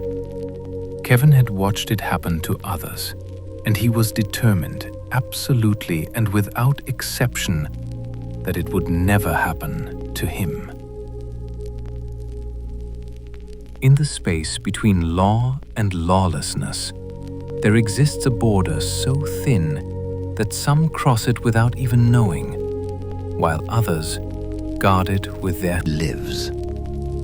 The question is never whether temptation exists, but whether men can resist it when no one is watching. The work of an undercover narcotics detective places a man in a peculiar position. He walks daily in the criminal world, speaks its language, adopts its mannerisms. He handles, touches them, examines them. He handles money, counts it, watches it change hands. He interacts with criminals not as distant adversaries, but as associates, almost as friends. This proximity creates danger that has nothing to do with guns or violence. It is the danger of erosion, of boundaries wearing thin, of the line between cop and criminal becoming blurred. A man who spends his days pretending to be a criminal might begin to forget what separates him from those he investigates. Kevin understood this danger. He had seen it in other departments, heard stories of officers who had crossed lines they should have held, who had transformed from investigators into criminals themselves, through small compromises that accumulated. The question people sometimes asked was whether cops and criminals were really that different, whether the men who enforced the law were fundamentally distinct from the men who broke it, or whether both groups were simply human beings who had chosen different sides of an arbitrary line. Kevin's answer was complicated. There should be a difference, a clear, absolute difference. Cops should be the ones who upheld law and order, who acted with integrity. Criminals should be the ones who broke laws for personal gain. The distinction should be obvious, fundamental. But the reality was messier. There were departments where officers crossed lines routinely, where corruption was not an aberration, but a culture, where the badge provided cover for behavior that differed from criminal behavior only in its legal protection. In Kevin's opinion, officers who crossed those lines became criminals themselves. The badge did not purify criminal action. A cop who stole was a thief, regardless of whether he stole from criminals or citizens. A cop who used was a user, regardless of claimed operational necessity. Kevin's career, particularly after his promotion to vice detective, placed him in situations where these temptations were constant and concrete. Vice detectives worked the bigger cases, targeted dealers who handled significant quantities. And with bigger cases came bigger seizures, not just the $20 or $50 buys, but thousands of dollars seized from dealers during arrests. Kevin handled that money routinely. It came with the territory. Dealers did not keep their profits in banks. They kept cash, stacks of bills hidden in homes or cars, the accumulated revenue of their illegal enterprise. When those dealers were arrested, that money became evidence. Thousands of dollars. Kevin encountered this on a monthly basis. Not occasionally, but regularly, routinely, month after month throughout his time in Vice. He would arrest a dealer, search the location, find the money. Sometimes it was lying on a table, sometimes more carefully concealed, but it was always there in significant quantities. The procedure was straightforward. Find the money, count it, document the amount, secure it as evidence, turn it over to the appropriate department personnel. The temptation was obvious. Money, already tainted, sitting in stacks that sometimes totaled more than Kevin made in months. Who would know if a few bills went missing? Who would notice if the documented amount was slightly less? The dealer certainly could not complain. Kevin never took a penny. Not once in all the months and years of handling seized money. Not a dollar. Not even when the opportunity was clear and the risk seemed minimal. Not because the temptation did not exist, but because taking that money would have been theft. And theft was wrong, regardless of who the victim was. His reasoning was simple but absolute. If he took seized money, he would be acting as a criminal. The justifications that might be offered, that the money was dirty anyway, that the dealer did not deserve it, that no one would know, none of these changed the fundamental nature of the action. Theft was theft. Tampa Police Department reinforced this ethical clarity with policy and consequences. The department ran a tight ship, strict in its expectations and unforgiving in its response to violations. officers who crossed lines faced punishment proportional to their actions. Criminal violations resulted in prosecution. This strictness was not universal across law enforcement. Kevin acknowledged that other agencies operated with different standards. Some departments had reputations for corruption. Kevin was grateful he had never worked for such a department. One practice Kevin heard about from other departments particularly disturbed him: the tasting of substances. Some officers would taste the substances they seized, supposedly to verify authenticity. Kevin found this incomprehensible and dangerous. Why would any officer want to taste NAM? The substances were often impure, cut with chemicals that might be toxic. More importantly, it was against the rules. Tampa policy explicitly forbade officers from tasting or consuming during investigations. The prohibition was absolute. Kevin never tasted, never consumed them, never allowed any illegal substance to enter his body.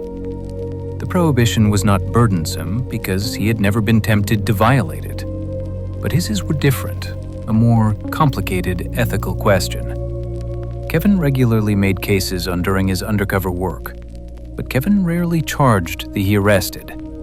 Instead, he offered them a deal: work off the charges by serving as informants, by taking him to their dealers. But there was a line he would not cross. He did not with his. Informants. Never. Not once. The temptation might have existed, but Kevin maintained the boundary absolutely. His informants were tools, assets, not romantic interests or friends.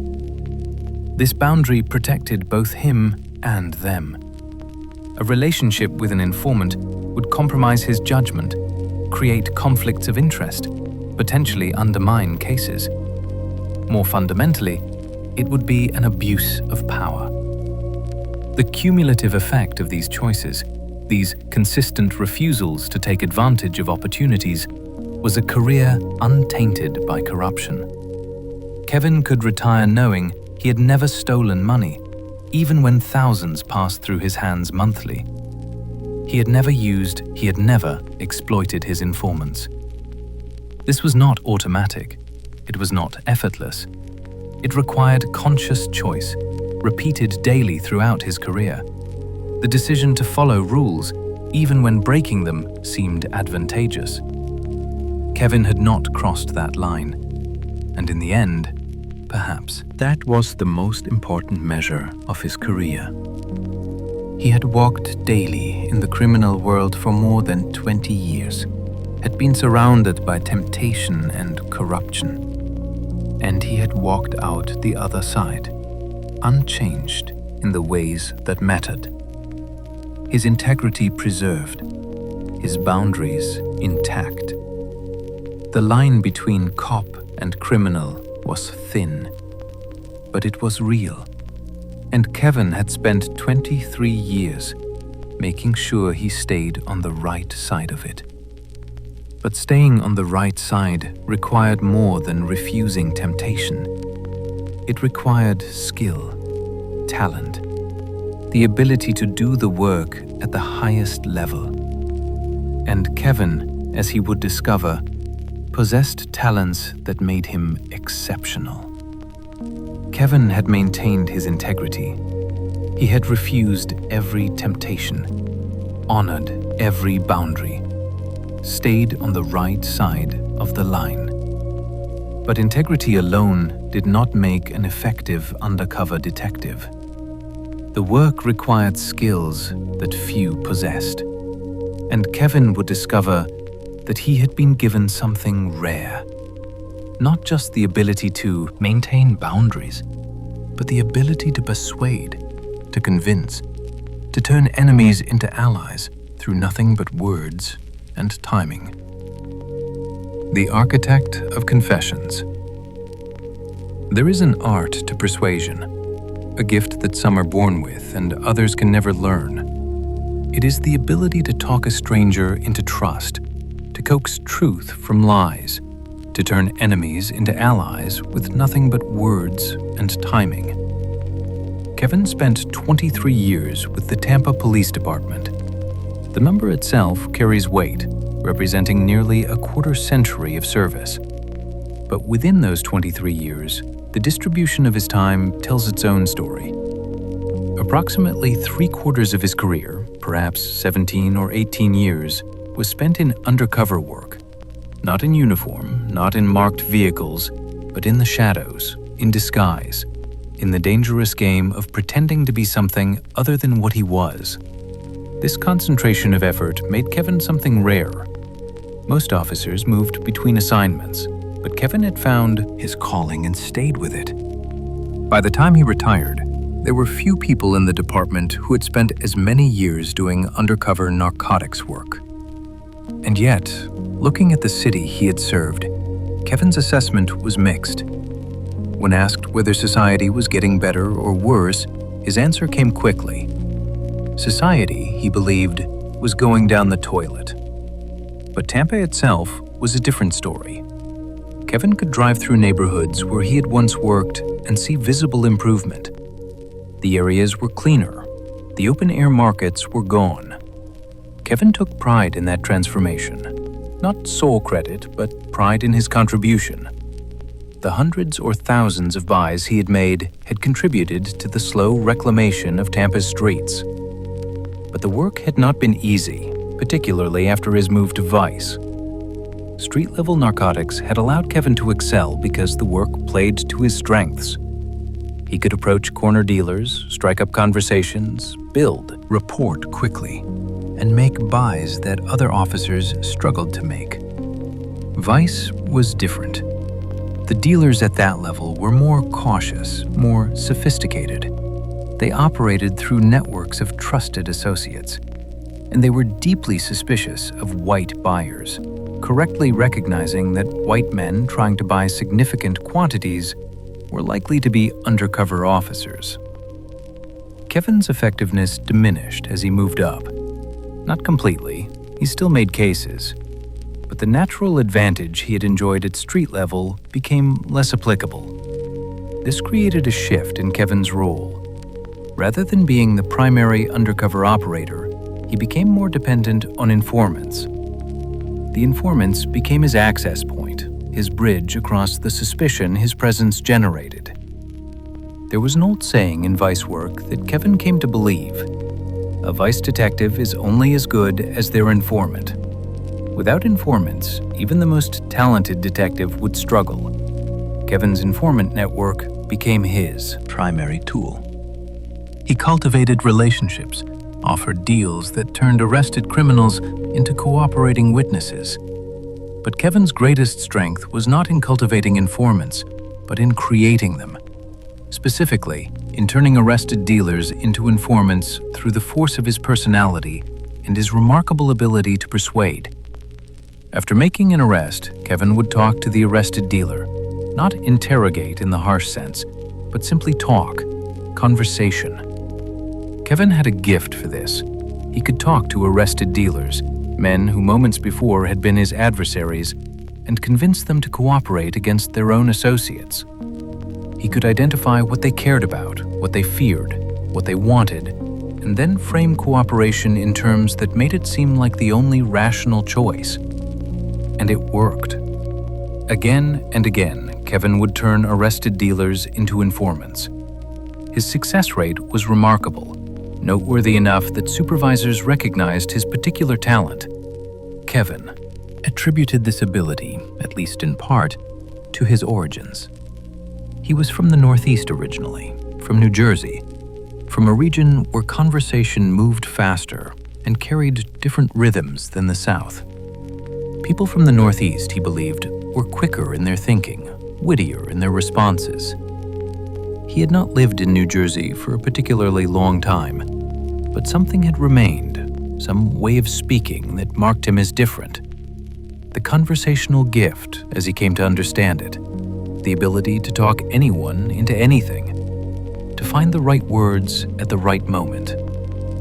It was not a skill that could be easily taught, and Kevin had mastered it. He would sometimes say, with pride, that he could talk arrested dealers into turning in their own mothers for leniency. The claim was not quite literal, but the sentiment captured his confidence in his ability to persuade. This talent had been most visible during his street-level work, where Kevin had built a reputation as perhaps the best undercover operator Tampa had at that particular time. There were locations, specific houses or operations, where dealers had established rules about who they would sell to. Some places refused to sell to white guys. The rule was explicit, widely known. Other undercover officers encountering these rules would accept them as limitations. They would move on to other targets. Kevin did not accept these limitations. When told that a particular location would not sell to white guys, Kevin would take it as a challenge. He would go to that location, approach those dealers, and find a way to make the buy anyway. How he did this remained somewhat mysterious even to Kevin. He could not break down the process into steps that others could follow. It was something more intuitive, more personal. And so Kevin, despite the barriers, continued to make cases where others could not. He went into dope holes that supposedly would not sell to white guys, and he walked out with evidence and arrests. This success at street level made Kevin valuable, made him noteworthy. But it also meant that when he moved to vice, the loss of effectiveness was more noticeable. He had been exceptional at street level. He was merely competent at vice. But Kevin adapted. He recognized his limitations and shifted his approach. If direct undercover work was less available to him in vice, he would focus on developing informants. And he remained proud of his street-level work, the years when he had been at his most effective. He thought of himself as fundamentally a street-level guy. That was where he had excelled, where he had built his reputation. He was from Jersey, he would say, even after decades in Florida. The identity stuck because it represented something essential about how he saw himself. Something that explained his success, something that distinguished him from others who did similar work. "I am from Jersey," Kevin would say, even in retirement, and that origin had given him the tools he needed to become one of Tampa's most effective undercover operators. A man who could talk his way into and out of situations that would have defeated others. A detective whose greatest weapon was not his gun or his badge, but his voice, and the remarkable things he could make it do. But voices and persuasion could only reveal so much. There were things happening in Tampa that no amount of talking could prepare Kevin for. Private rituals performed behind closed doors. Hidden lives that would shock even a man who thought he had seen everything. Kevin's conversational gift had opened doors. His ability to persuade had turned enemies into informants. But the true value of informants was not just the access they provided to dealers. It was the access they provided to hidden worlds, to the private rituals of the wealthy and powerful, to secrets that would never appear in newspapers. Kevin's moved through Tampa in ways that brought them into contact with doctors and lawyers and professional athletes. And what these informants told Kevin would reveal a truth he had always suspected: that everyone has secrets, and that the distance between respectability and depravity is sometimes measured not in miles, but in the thickness of a closed door. The hidden lives. Behind every door in every city, there exist private worlds that defy imagination, desires that never see daylight, rituals that would horrify those who perform surgery by day and sit in judgment by profession. The work of vice detectives, particularly those who operated through, provided a window into aspects of human behavior that remained hidden from public view. Not the simple transactions of for money, but the more elaborate arrangements that existed in the shadows. Kevin's informants were his access to this hidden world. The he arrested and recruited moved through Tampa in ways that brought them into contact with a wide range of clients, from the desperate and poor to the wealthy and powerful. They saw things that would never appear in newspapers, that their clients trusted would never be revealed. But when those became Kevin's informants, that wall of secrecy became permeable. They would tell Kevin about their clients in the course of conversation, providing context for the dealers they knew. And sometimes, they would describe encounters so strange, so far outside the normal range of human behavior, that Kevin could only shake his head in bemused wonder at the variety of human desire. One of his black female informants told him about a regular client who was a doctor in Tampa. She was certain of his profession. She had been to his home multiple times. It was a beautiful home, the kind of residence that doctors could afford, in a neighborhood where successful professionals lived. Everything about the location confirmed his status. And what this doctor paid her to do was throw rotten fruit at him. The ritual, as she described it, was specific. He would tie his own hands behind his back. He would strip naked. Then he would lean over a chair. On a nearby table, he would have prepared a bowl of rotting fruit. Not fresh fruit, but fruit that had decayed, that had begun to break down, that smelled of fermentation and decomposition. He would pay her to take that rotten fruit and throw it at his rear end. Piece by piece, the soft, decaying fruit would strike him, splatter against his skin. This was what aroused him. The sensation of being pelted with garbage would excite him to the point where he could then to completion.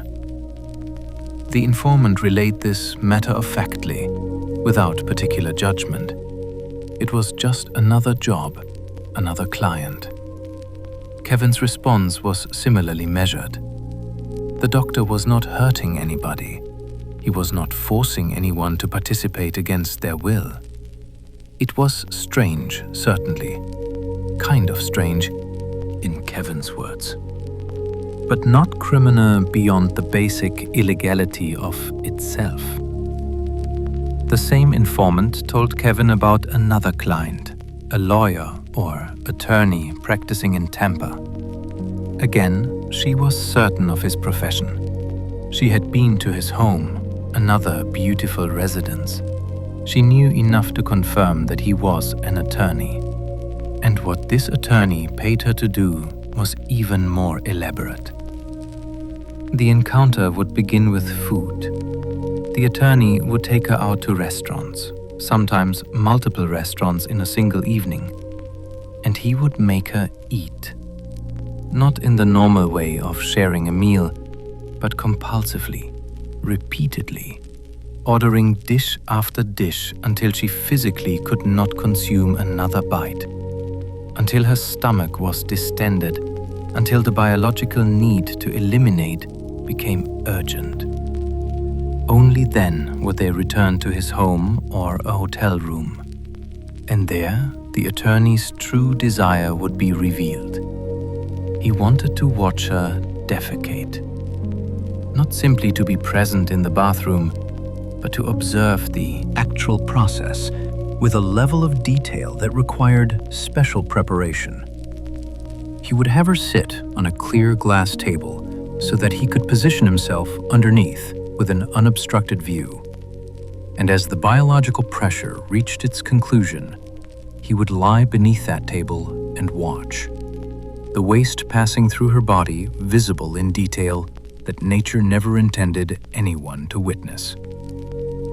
This observation was what aroused him, and as he watched, he would pleasure himself.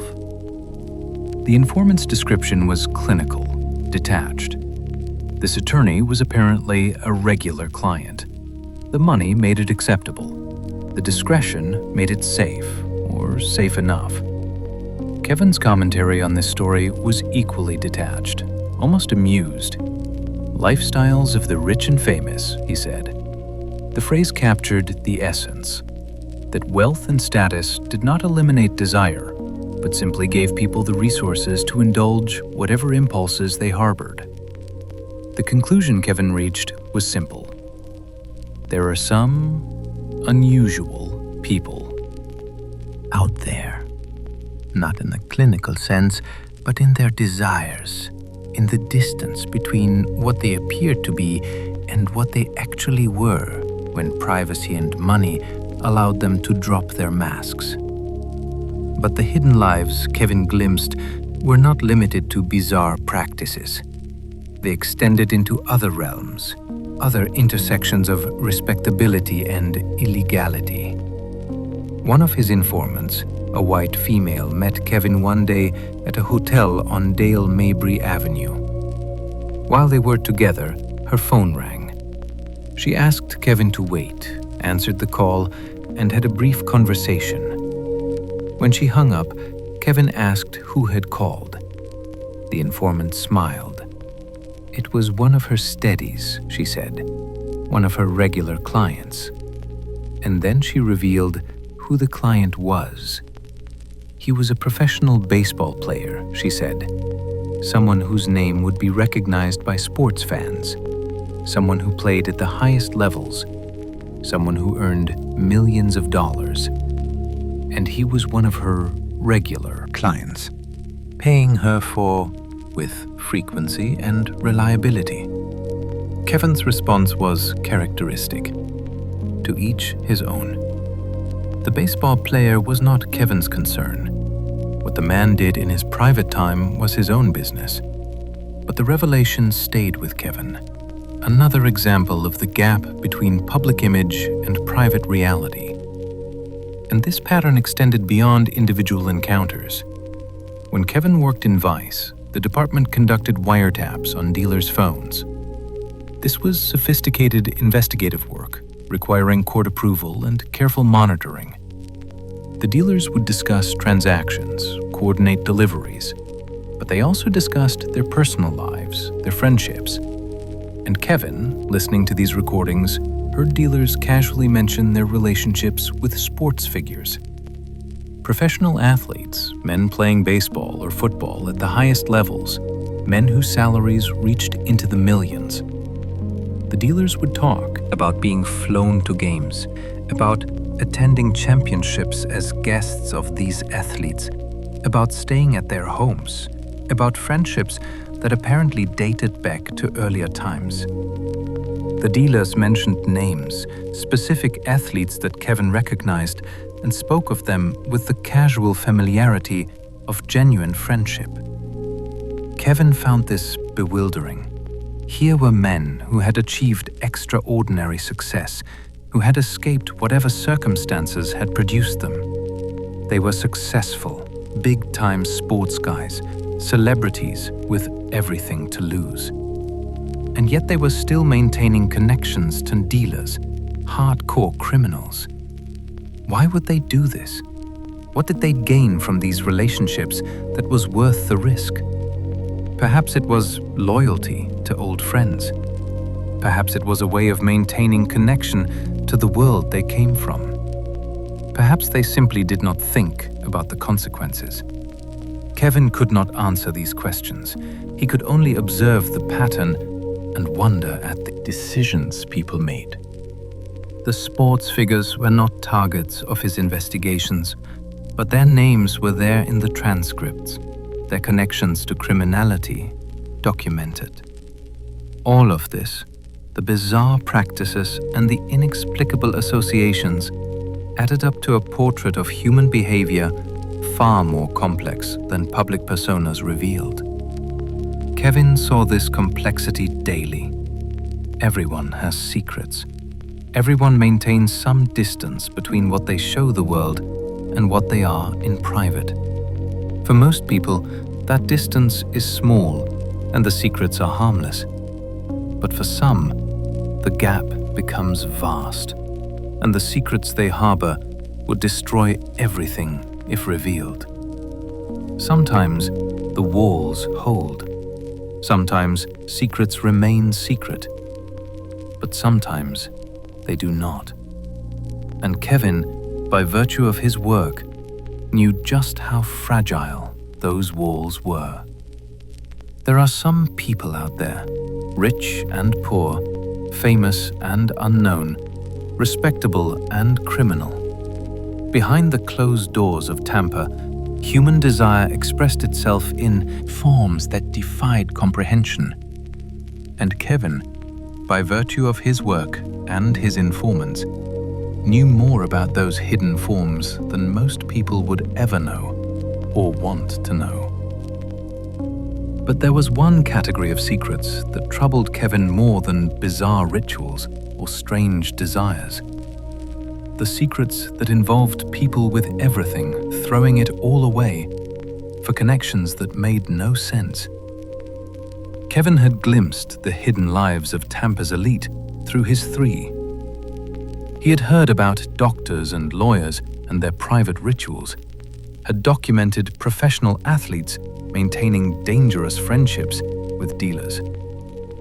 But these were glimpses, fragments of information.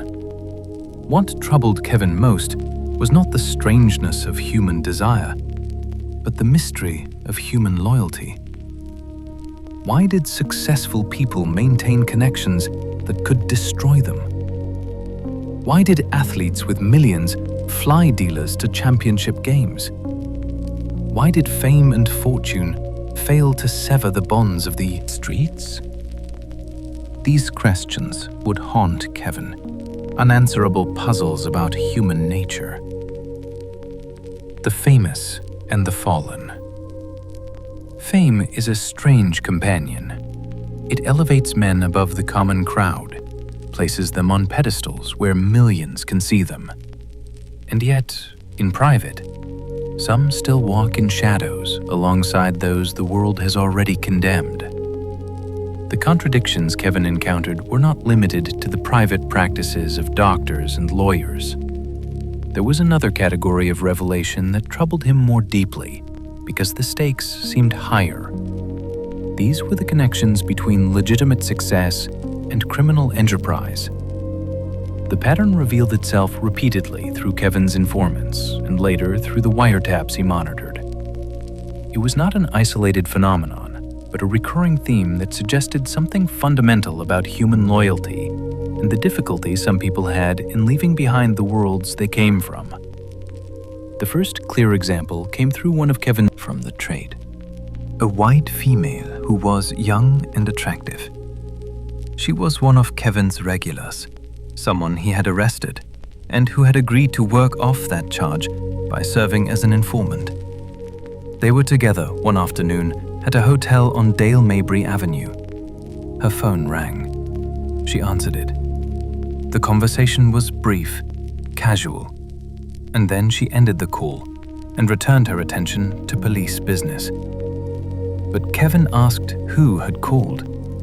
It was not an interrogation, just a question. The informant smiled.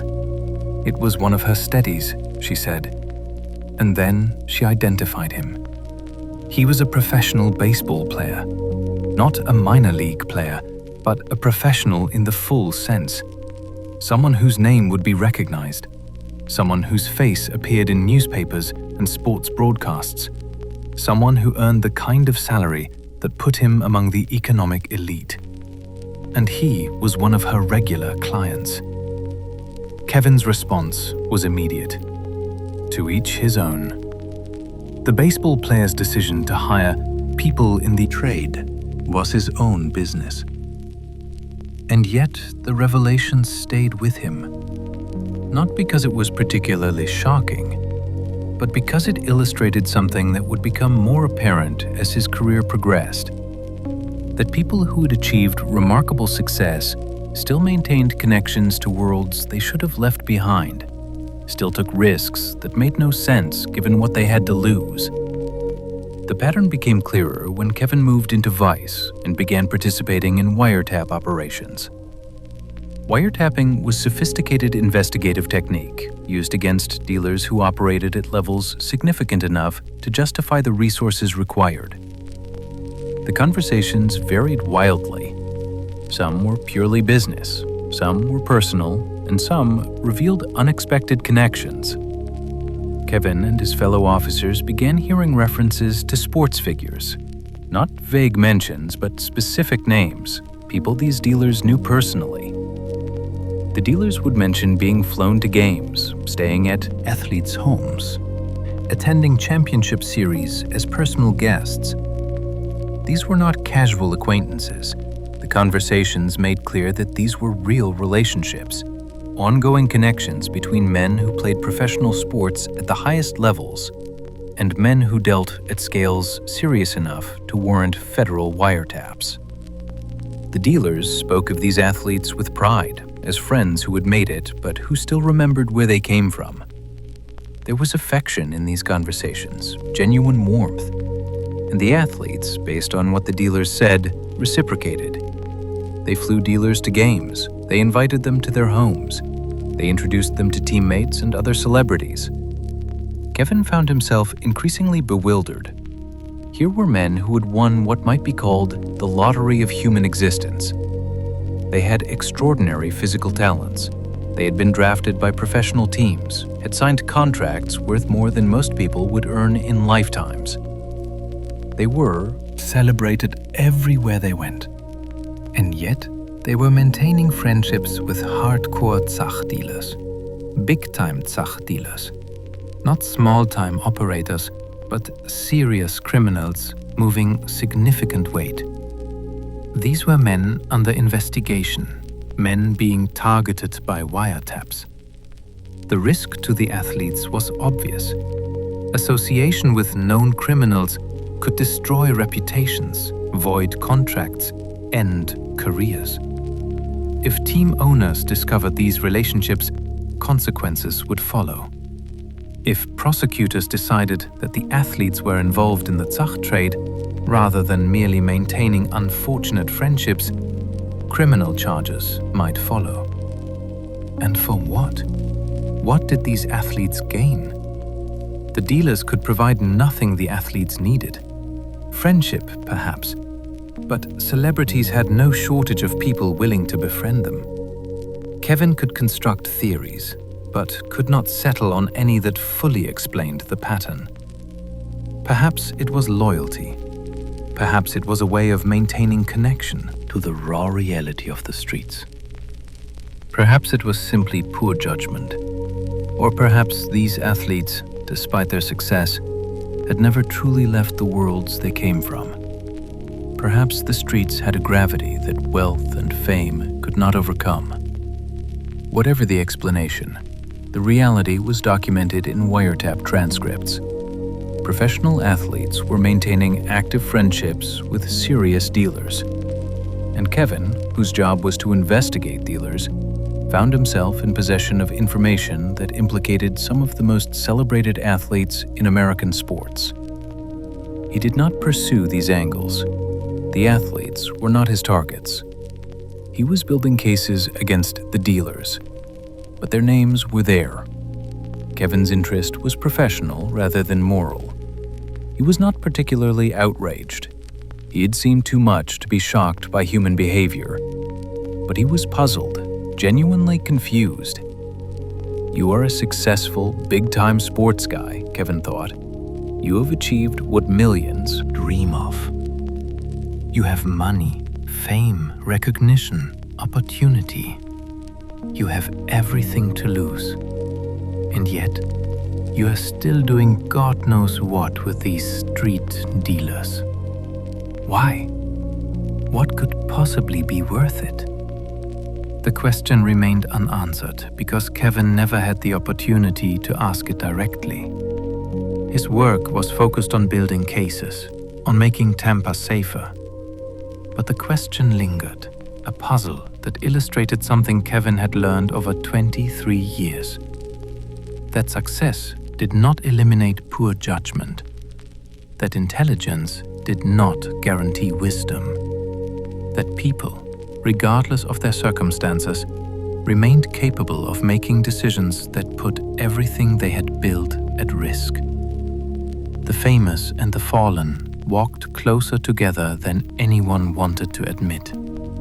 And occasionally, in wiretap transcripts and informant statements, that proximity became visible to those whose job it was to document the distance between what people appeared to be and what they actually were. But there was one more revelation about the distance between appearance and reality that Kevin would encounter. Not about athletes or doctors or lawyers, but about one of his own. Kevin had seen the hidden lives of Tampa's elite. He had documented the strange rituals of the wealthy, the dangerous friendships of the famous. But all of these revelations concerned civilians. What Kevin was about to witness was different, more personal, more devastating. Because the next fall from grace would involve not a doctor or lawyer or athlete, but a cop. Not just any cop, but the best undercover detective Tampa had ever produced. The god among narcotics officers. And his fall would force every officer who knew him to ask a terrible question. If the best of us could cross that line, who among us is truly safe? The god who fell. In every institution, there are legends, men who seem to embody perfection, who set the standard by which all others are measured. But legends are still men, and men are still mortal, and mortality means the capacity to fall. The Tampa Police Department had its hierarchy not just of rank and position, but of reputation and respect. There were officers known for particular skills, recognized for specific achievements. In the realm of undercover narcotics, during the years when Kevin was first beginning his work at street level, there was one detective who stood above all others. A vice detective, already operating in the bigger cases that required more sophistication. This detective was considered one of the best, probably the best, that Tampa had ever had. He was, in Kevin's words, like the god of undercover detectives. Not merely good at the work, but transcendent.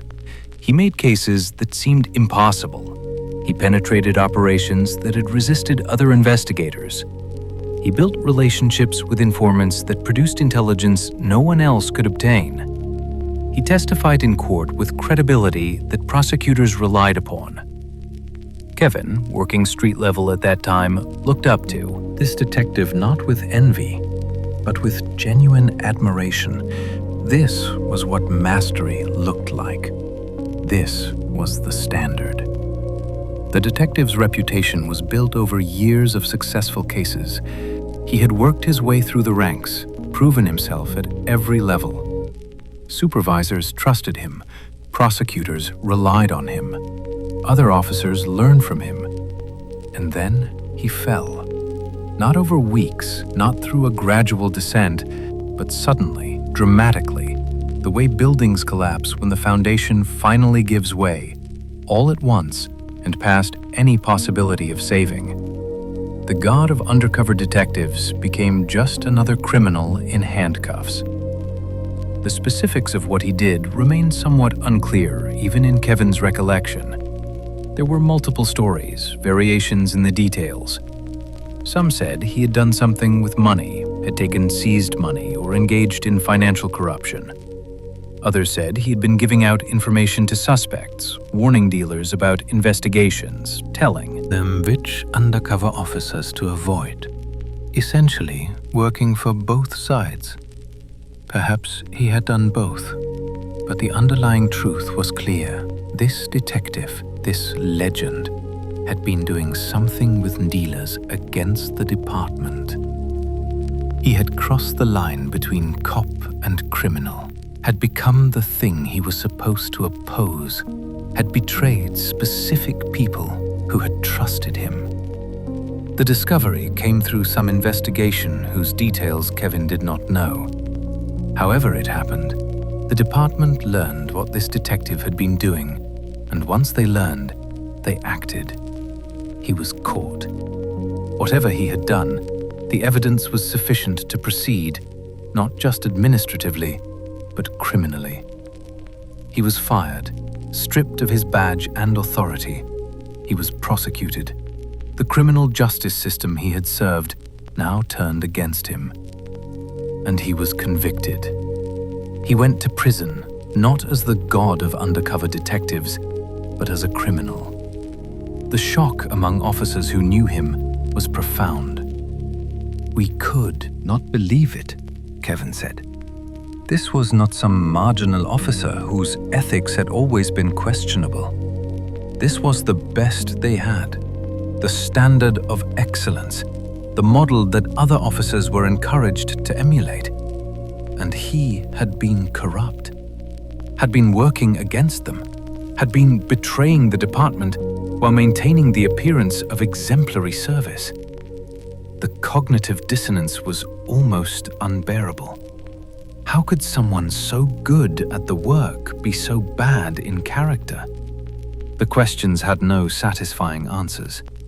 Perhaps the same skills that made him effective, the ability to deceive convincingly, made it easier to deceive his own department.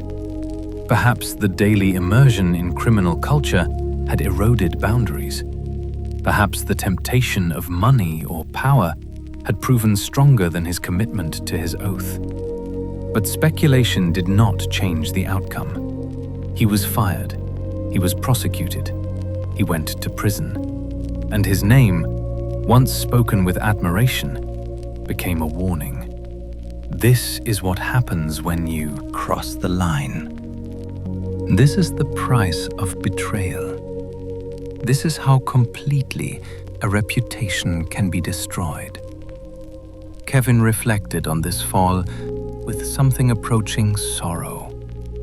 Not sorrow for the detective himself, who had made his choices and deserved the consequences, but sorrow for what the fall represented, for the loss of an ideal, for the revelation that even gods could prove to be merely men. And perhaps there was also relief, quiet and unspoken, that he himself had not followed that path. Kevin had faced the same temptations, had handled the same money, had worked with the same informants, had operated in the same environment. But Kevin had maintained his integrity. The fallen detective's story made Kevin's own choices more significant. It would have been easy to follow that path, to justify small violations that accumulated into larger betrayals. But Kevin had not done those things, had kept himself on the right side of the line throughout his career. The god had fallen. The legend had been revealed as a criminal. The best undercover detective Tampa had ever produced had ended his career in prison rather than retirement. Kevin used this story to illustrate a larger truth. There is good and bad in all, he said. Not just in society generally, but in police departments specifically. You could not avoid having bad apples. Tampa had its share.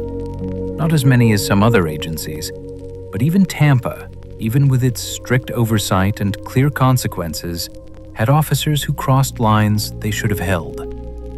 But Kevin was careful to provide context. Most of the guys he had worked with, the vast majority of officers, had done the job for the right reasons. They were good people. They wanted to protect the public. They maintained their integrity despite daily exposure to temptation. These officers, the good ones who maintained their standards, were the majority. The bad apples existed. There were plenty, Kevin acknowledged, but they were still the minority. The lesson Kevin drew was that reputation meant nothing without integrity, that technical skill could not compensate for moral failure, that being good at the work was not the same as being good at being human. The detective had been the best undercover operator Tampa had ever produced. His cases were solid. His techniques were effective. But none of that mattered once it was revealed that he had crossed the fundamental line.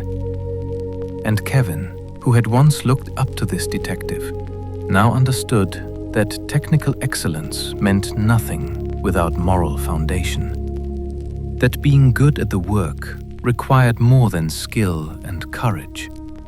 It required integrity, the kind that held even when no one was watching. The line between cop and criminal was thin, but it was real. And crossing it, regardless of reputation or skill, meant transformation from hero to villain, from legend to prisoner. And Kevin carried that lesson forward, another weight added to his understanding, another reminder that staying straight was not automatic, but required daily choice. The god had fallen, and Kevin had learned what that fall meant. That reputation was fragile, that excellence could mask corruption, that even the best could cross lines that destroyed them. But Kevin's story was different. He had not fallen. He had maintained his integrity throughout 23 years of temptation. And now, looking back, he could identify what had protected him. Not just his philosophy that work was just work, but something deeper, a calling recognized and mastered, a gift that aligned perfectly with a specific kind of work. The calling and the craft. Some men choose their path, others are chosen by it. The difference lies not in the destination, but in the recognition of purpose when it appears, and the willingness to master it once found. The question of whether Kevin's career was something he was meant to do required examination from angles that simpler questions did not. He had always maintained that police work was just a paycheck. This perspective had protected him, had allowed him to maintain boundaries, but it was also perhaps incomplete. Kevin believed it was something he was meant to do, not in a mystical sense, but in the practical recognition that his natural abilities aligned almost perfectly with the demands of certain kinds of police work. He had gifts that made him effective at undercover narcotics, and when those gifts met the work, something remarkable happened. He excelled. This excellence manifested most clearly in two distinct areas. The first was street-level undercover work, the years he spent making buy after buy in Tampa's most dangerous neighborhoods. At this level, Kevin was very good, possibly the best on the department at that particular time. Street-level work played to Kevin's strengths. The dealers at that level were often desperate or careless. They would sell to Kevin, this white guy with long hair and a gas station shirt, because he projected authenticity. But Kevin's effectiveness went beyond simple demographics. He was good at this work because he understood something fundamental about human interaction and trust. He knew how to talk to people, how to build rapport quickly, how to project an identity convincingly. The second area where Kevin excelled was in converting arrested criminals into cooperating informants.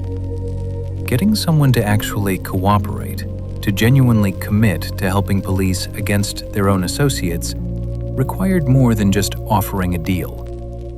It required persuasion of a high order. And Kevin could persuade.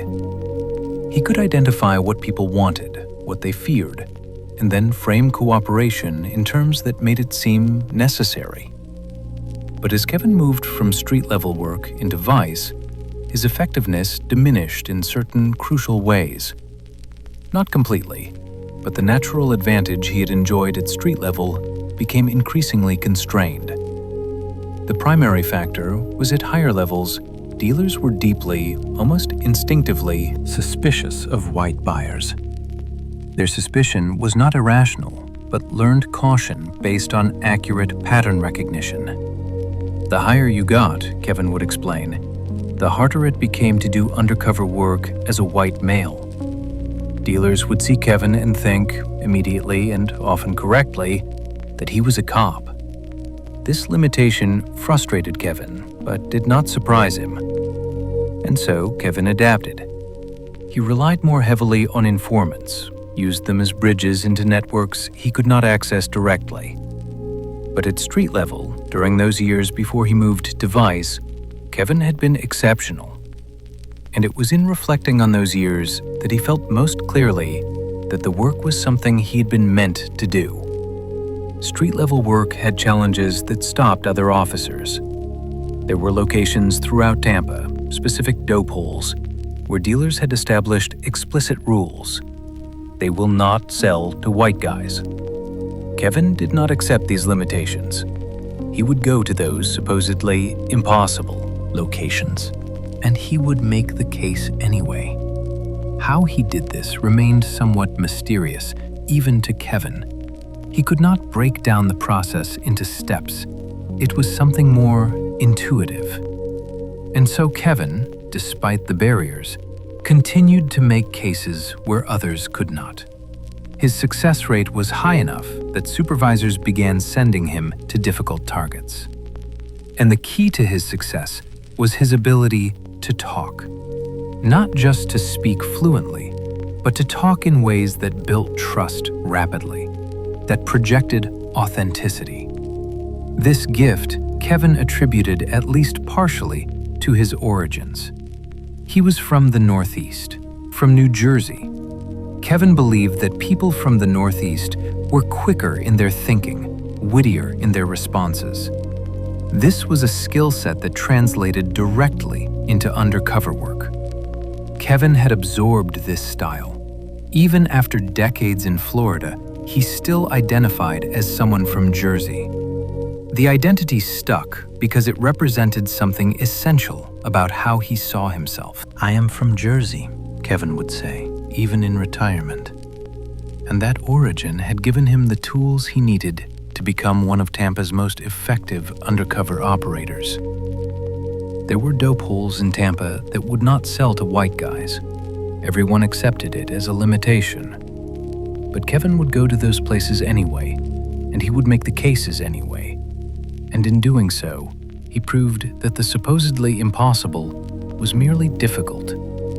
This was his calling, if such a thing existed. Not police work generally, but this specific kind of work. Street-level undercover narcotics, where success depended more on personality than procedure.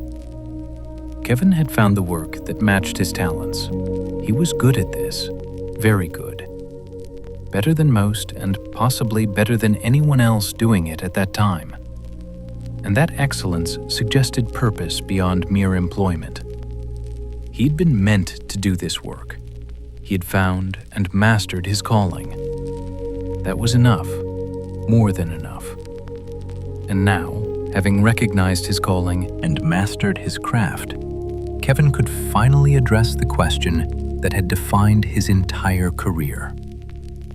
When you walk daily in darkness, when you handle thousands of dollars and face constant temptation, how do you stay human?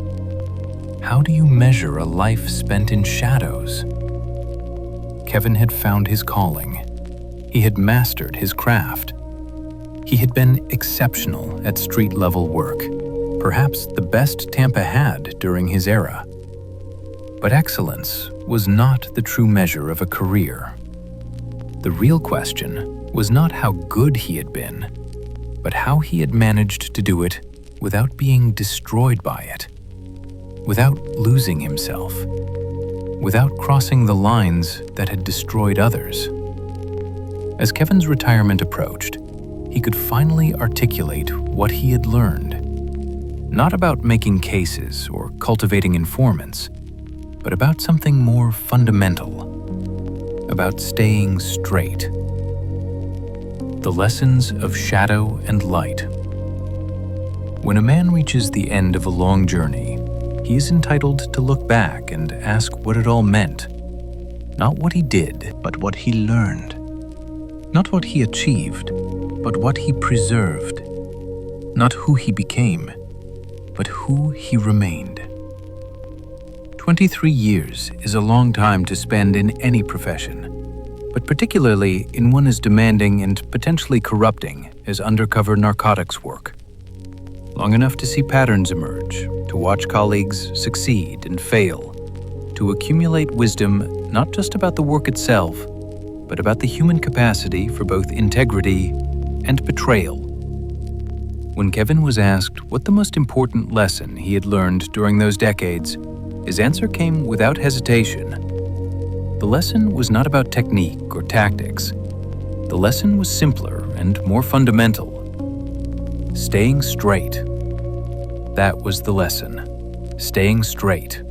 Not letting the job become his life. Maintaining the boundaries that separated law enforcement from criminality.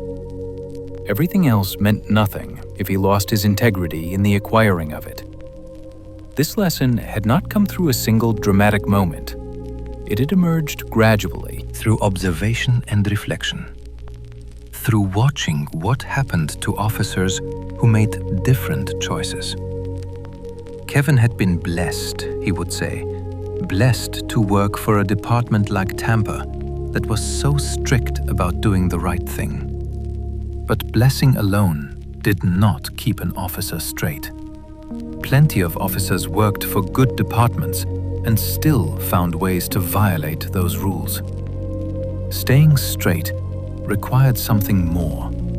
Some internal commitment that existed independent of external enforcement. Kevin was careful to acknowledge that Tampa, for all its strictness, still had bad apples. "Do not get me wrong," he would say.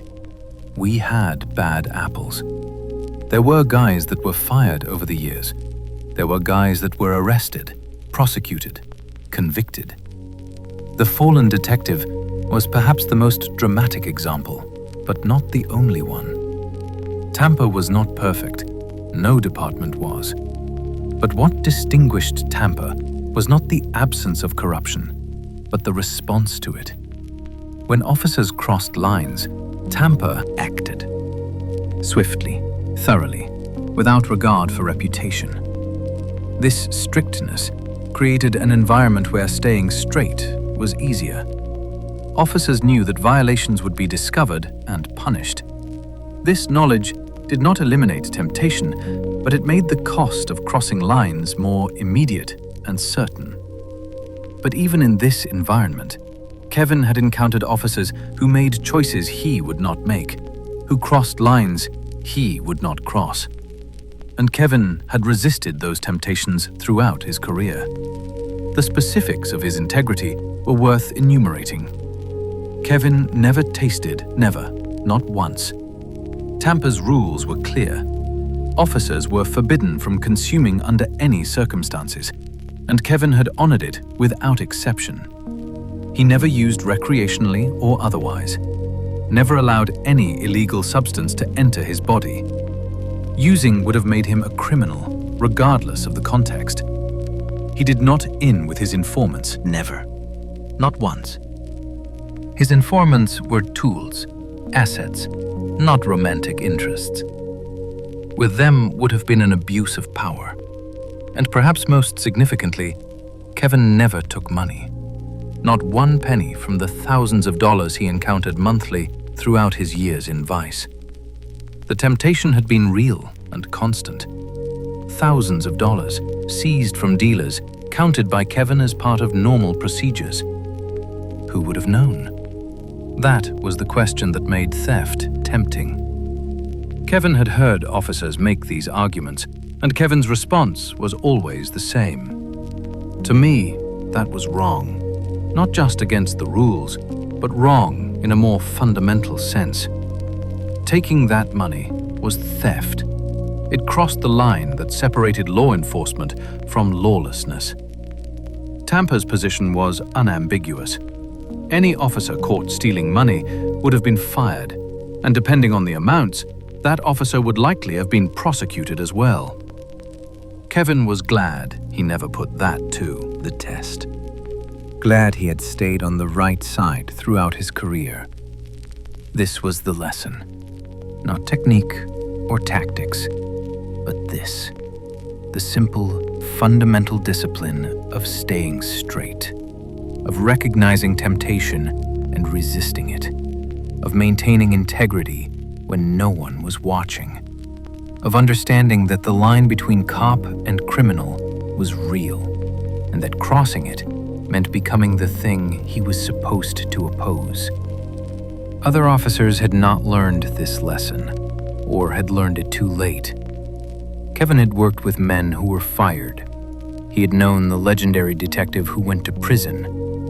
But Kevin had stayed straight.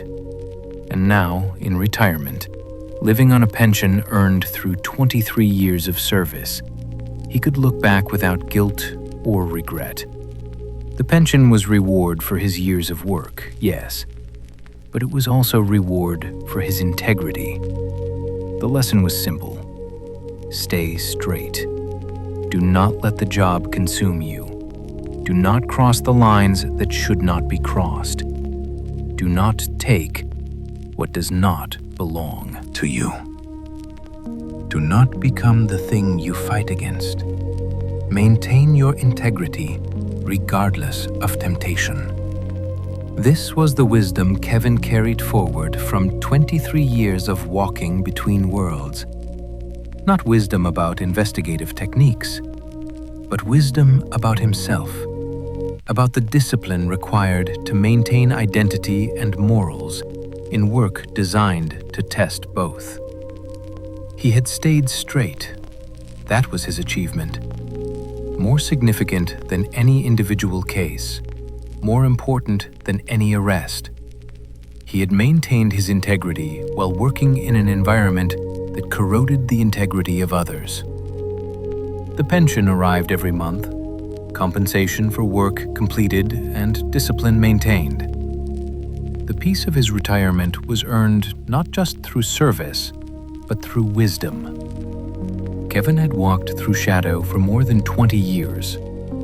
He had moved in criminal worlds, had handled money and informants, and he had emerged into light unchanged in the ways that mattered, whole in spirit and clear in conscience. This was the final lesson, that the work did not have to destroy those who did it, that integrity could be maintained, that staying straight was possible with sufficient discipline and wisdom. Kevin had proven it through 2 decades of service, and in his retirement, he offered silent testimony to the truth he had lived, that the line between cop and criminal, though thin, was real, and that staying on the right side was not just possible, but essential, not just important, but definitional. The shadows had not claimed him. The darkness had not transformed him. He had carried light through it all, and emerged at last into the quiet brightness of a retirement earned through more than service, earned through integrity, earned through staying straight when staying straight was harder than falling. Kevin had learned the lesson that mattered most. Stay straight, maintain integrity, keep the boundaries that protect what matters. But lessons alone do not measure a life. Actions do. Choices do. As Kevin prepared to hang up his wig for the final time, to walk away from the shadows and into retirement, one question remained. How do you measure a man who did dangerous work without being destroyed by it? The answer would reveal itself not in awards or commendations, but in something simpler, in golf games and gym sessions, in a marriage that survived, in a son who knew his father, in the peace of days without danger, in the measure of a man. When the work is done and the uniform is hung for the last time, a man is left with a question that only he can answer.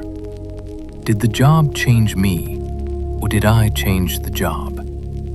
Did I lose myself in the darkness, or did I carry light through it? Kevin retired from the Tampa Police Department after 23 years of service. The mathematics of his career had already been calculated. Approximately 3/4 of those years spent in undercover work.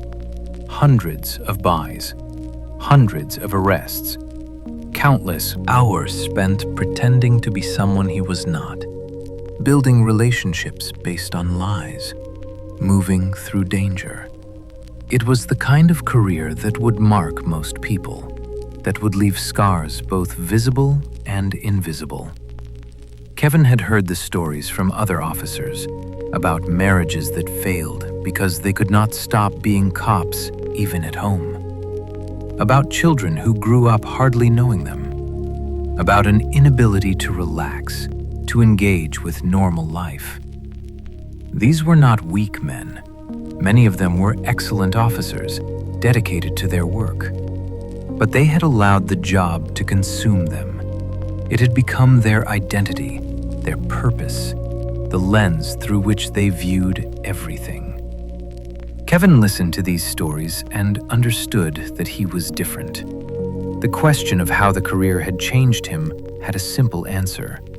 It had not changed him. Not in the ways that mattered.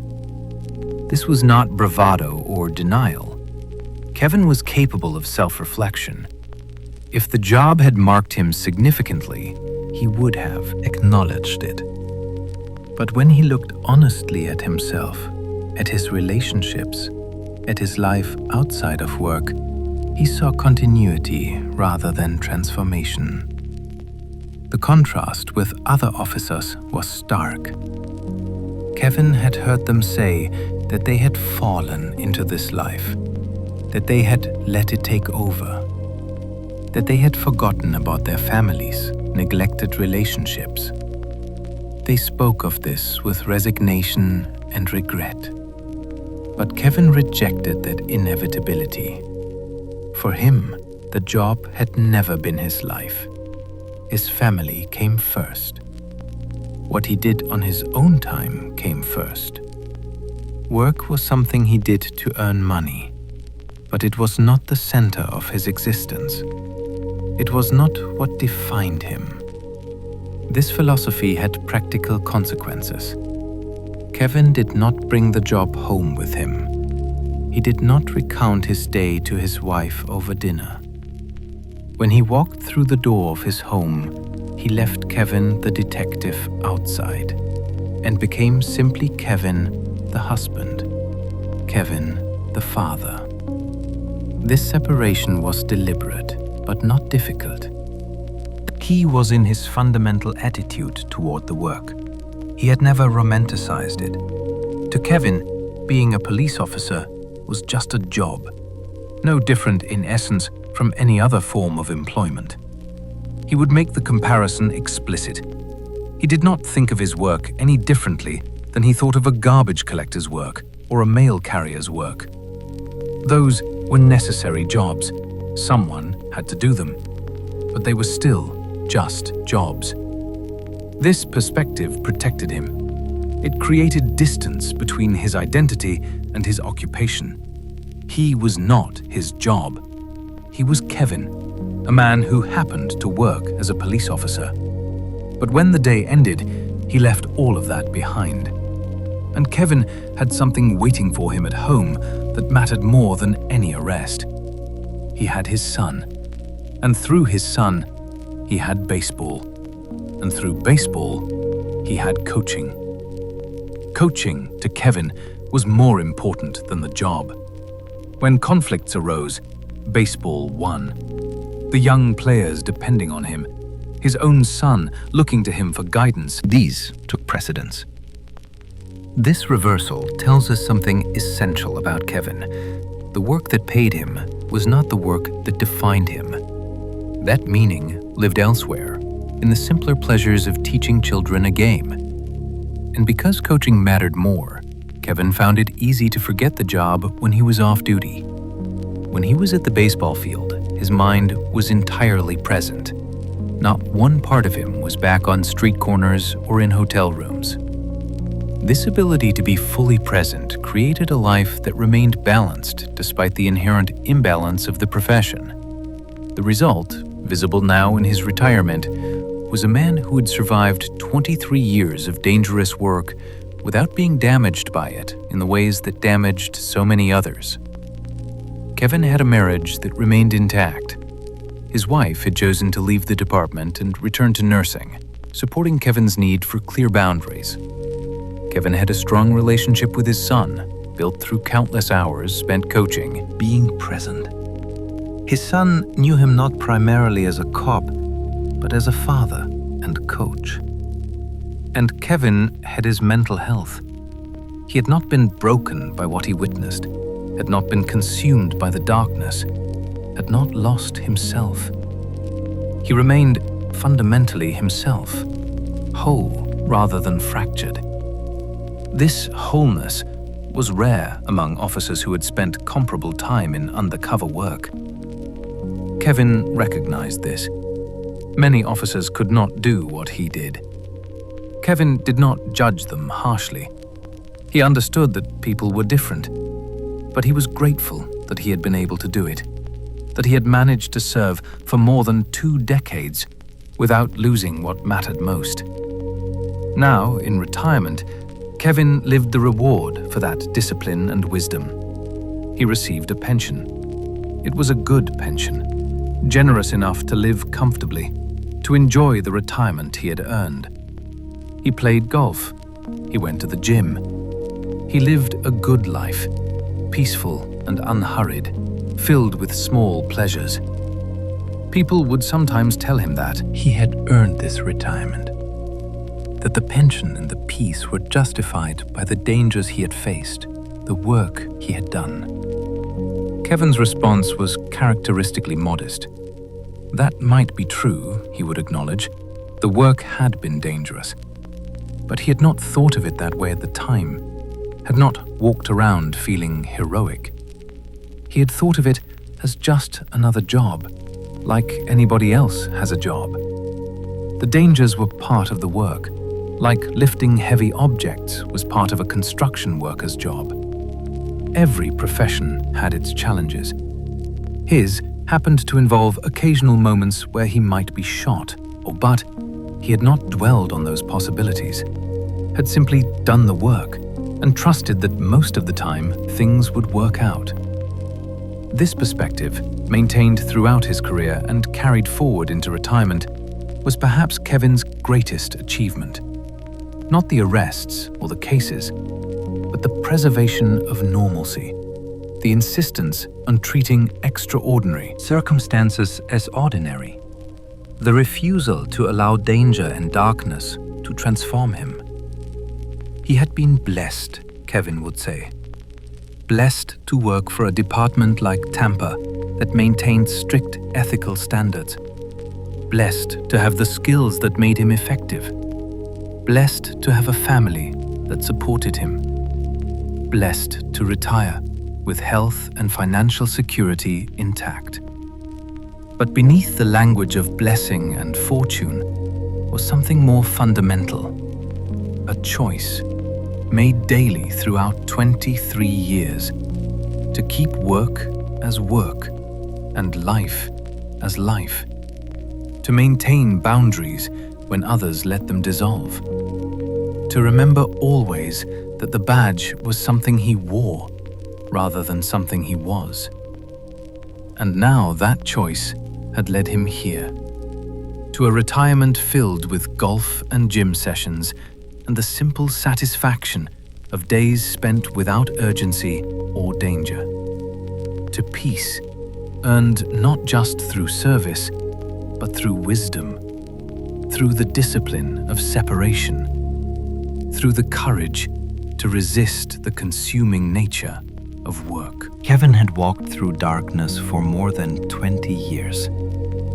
And when he walked out the other side, he emerged unchanged in the ways that mattered, whole and healthy, and ready for whatever years remained. It was not glamorous. It was not particularly dramatic, but it was, in its quiet way, a kind of victory. The victory of a man who did dangerous work without being destroyed by it, who maintained his humanity while enforcing the law, who remembered always that he was more than his job. The measure of a man is not in what he achieves, but in what he preserves. And Kevin, by that measure, had succeeded beyond what most would manage or even attempt. And sometimes, in the quiet of his retirement, Kevin would think back to that afternoon in Madison, to his grandfather's driveway, to two detectives looking at a car. He had been just a boy then, watching them with the wide eyes of someone who sees heroes in ordinary men. Now Kevin understood what those detectives had been. Not superheroes, not Batman and Robin, but men doing difficult work while staying human. Men who wore badges, but did not let badges define them. Men who, like Kevin himself, had learned to walk between worlds without losing themselves in the crossing. The boy had become the detective. The vision had become reality. And the circle, at last, was complete. And so we come to the end of Kevin's story. Though in truth it is not an ending but a settling, a return to the quiet from which all stories emerge. Kevin's journey began in a moment of vision, a boy watching two detectives emerge from an ordinary afternoon into figures of myth. It continued through training and transformation, through the long years of pretending to be what he was not. And it ended not in drama, but in the quiet satisfaction of a man who had done difficult work without being destroyed by it. His story offers lessons that extend beyond one man's career. That work, however important, is ultimately just one aspect of existence. That maintaining boundaries is not weakness, but wisdom. That integrity is not a single decision, but a pattern of decisions. Not a grand gesture, but the accumulation of small refusals and daily discipline. Kevin found work that matched his gifts and mastered it while maintaining perspective about its place in his life. He was good at undercover narcotics, exceptionally good. But he never let that satisfaction become identity. He coached baseball with more passion than he felt for police work. He prioritized family at every decision point. This balance allowed Kevin to survive 23 years of dangerous work without psychological damage. He kept the fortress of home secure through deliberate discipline. Kevin's story ends with a man living peacefully in retirement. He carries no guilt, no fear of past actions surfacing, no secret shame about lines crossed. He simply lives. The money arrives in his account every month. The hours pass without urgency. The relationships he built remain strong. His mind remains clear. This is how the story ends, with peace, with quiet, with satisfaction, with retirement earned not just through years of service, but through wisdom that recognized what mattered and discipline that honored it. Kevin's story is his own, unique in its details, but it contains truths that extend beyond one man's career, about the importance of boundaries and the daily nature of integrity, about doing difficult work without being destroyed by it. If you found meaning in this story, consider sharing it with others who might benefit. Subscribe for more stories told in the calm voice of evening, more journeys through human experience. But for now, let sleep come. Let the mind settle. Let the body relax into the darkness that is not threat, but gift. Not danger, but necessary rest. Kevin's story has been told. As you drift toward sleep tonight, let yourself settle deeper into comfort. Kevin walked through shadow and emerged into light, carrying the knowledge that integrity matters more than achievement, that staying straight is harder and more valuable than any case ever made, that the true measure of a man is not what he does, but who he remains. Good night, and thank you for listening.